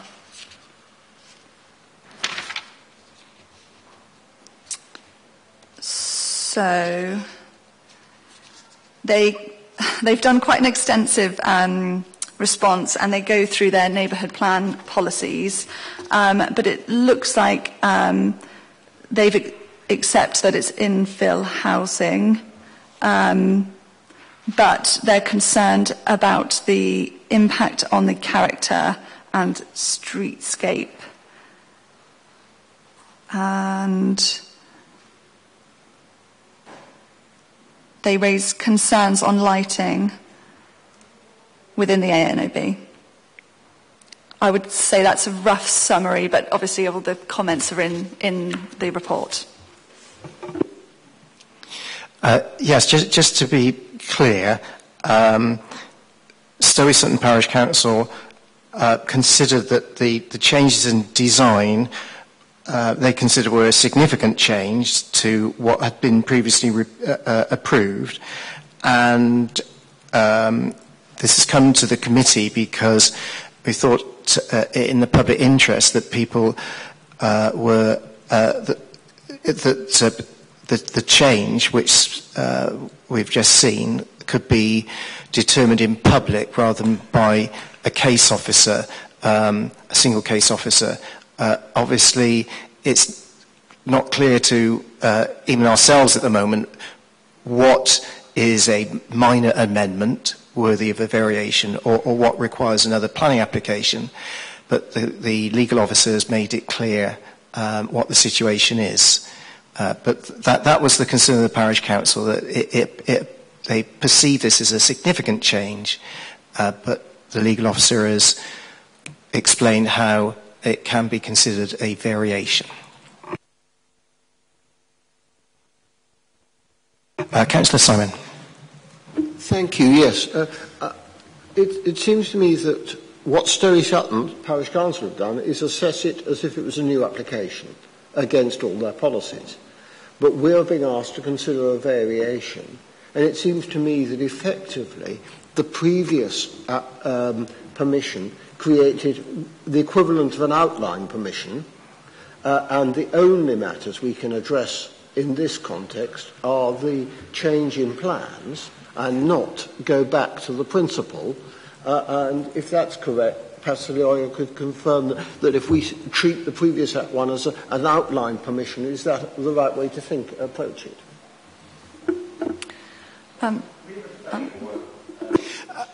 Right. Okay. I think that's a legitimate question, actually. We'll stay with questions for the moment. Yeah. You go. Are you answering? Go on, Sam, if you had an answer. Yeah. I was just going to say it's rough. You're right. Essentially, we can only consider those alterations affected by the case. So the change in design in this case affects character and appearance, could potentially affect the landscape, residential amenity, but not the principle. That's already been established under the previous case. We're still with questions, so Councillor Jackson. Wondering what the significance was of the paragraph at the bottom of page 125, where it seems that Stowe Sutton Council are saying that they don't have enough information, but they don't, because there's information about materials is lacking, and they don't think it's compliant with the Stowe Sutton neighbourhood plan. And my question is, how much weight should we give to whether it is or it isn't compliant with the Stowe Sutton neighbourhood plan? Information on materials has been submitted with the application. It's referred to in the officer's report. It's to be constructed from stonework to match Payson's Croft, which is the neighbouring dwelling, along with rendered panels and slate roof tiles and grey aluminium framed doors and windows. So that information is there and has been assessed by the officer. And the neighbourhood plan policies, which the parish council refer to, are some of them refer to the principle, which we've established cannot be reassessed, but some of them refer to design matters, which are subjective. And obviously the council officer who assessed this scheme has come to the conclusion that it is acceptable in terms of those design policies within the neighbourhood plan and within our own development plan. Any more questions? Right, let's move to the debate. Anybody want to start off? Councillor Halsall. I'm going to jump in with both feet here and ask that the committee consider granting permission for this. I think it's a much improved design than was previously approved, and also by virtue of the alterations it does mean that it can include the solar panels, which obviously complies with our local plan partial update policy. Do we have a seconder for that motion? Yes, I'm happy to second that. I mean, I recall that we debated the previous application and the principle of the building on that site, and I think the changes are actually an improvement overall, and I'm happy to support that. Thank you, Councillor Hodge. Right, we have a motion to support the officer recommendation to permit from Councillor Halsall, seconded by Councillor Hodge. Would anybody like to speak on that? Councillor Hughes. Thank you. Yeah, I mean, I'm happy to support the motion. I think that the new design is actually better than the previous one and has a better carbon footprint. So there's no reason not to. I think it just leaves me slightly concerned about the process and it going forward. How far can developers or applicants push these rules before they have to submit a new application? And I'm not clear, and I'm not sure how we get some clarity on that. Whether this sets a precedent that can be just pushed inch by inch. So I'm happy to support it, but I don't know how we get some clarification.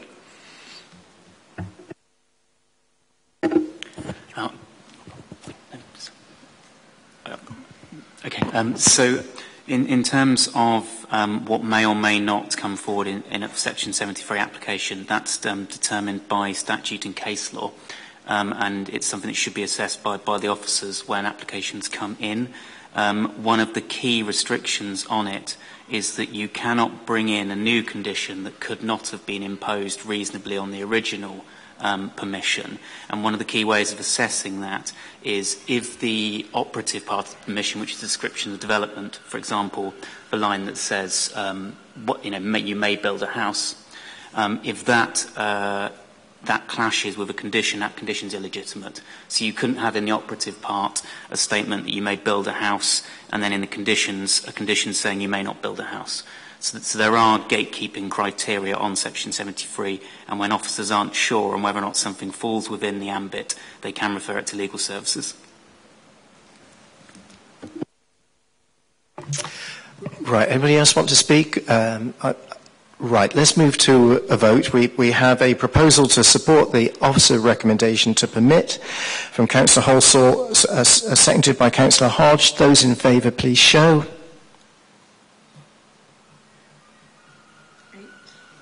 Anybody against?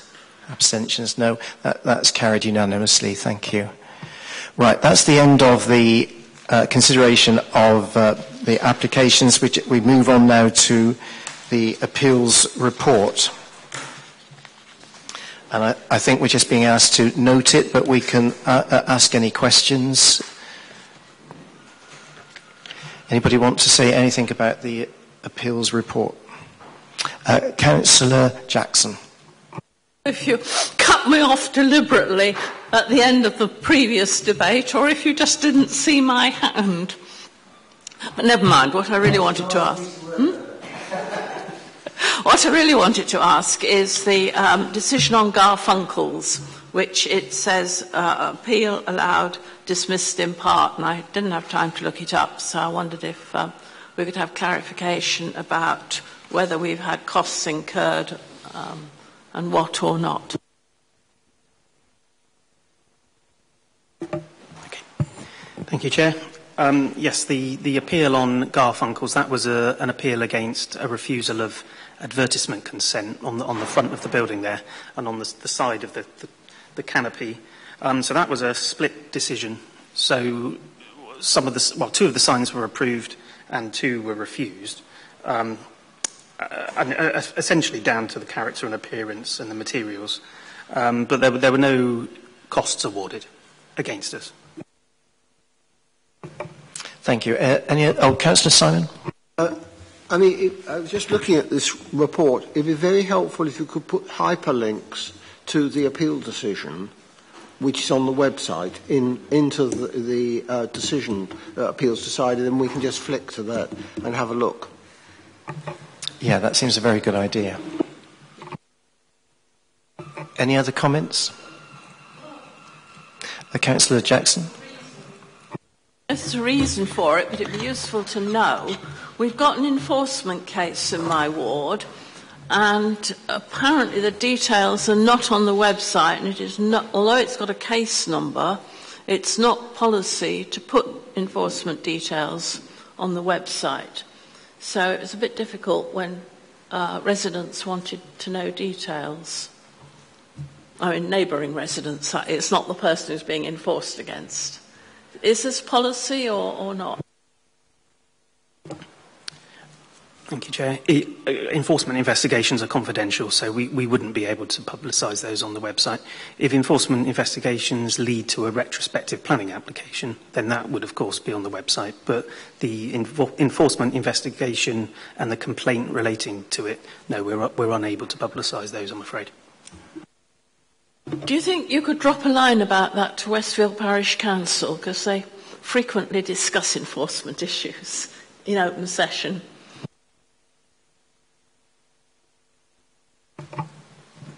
Right, any further comments? I think we're there. I think we've got to the end of our meeting. Thank you very much, everybody, and appreciate all your efforts.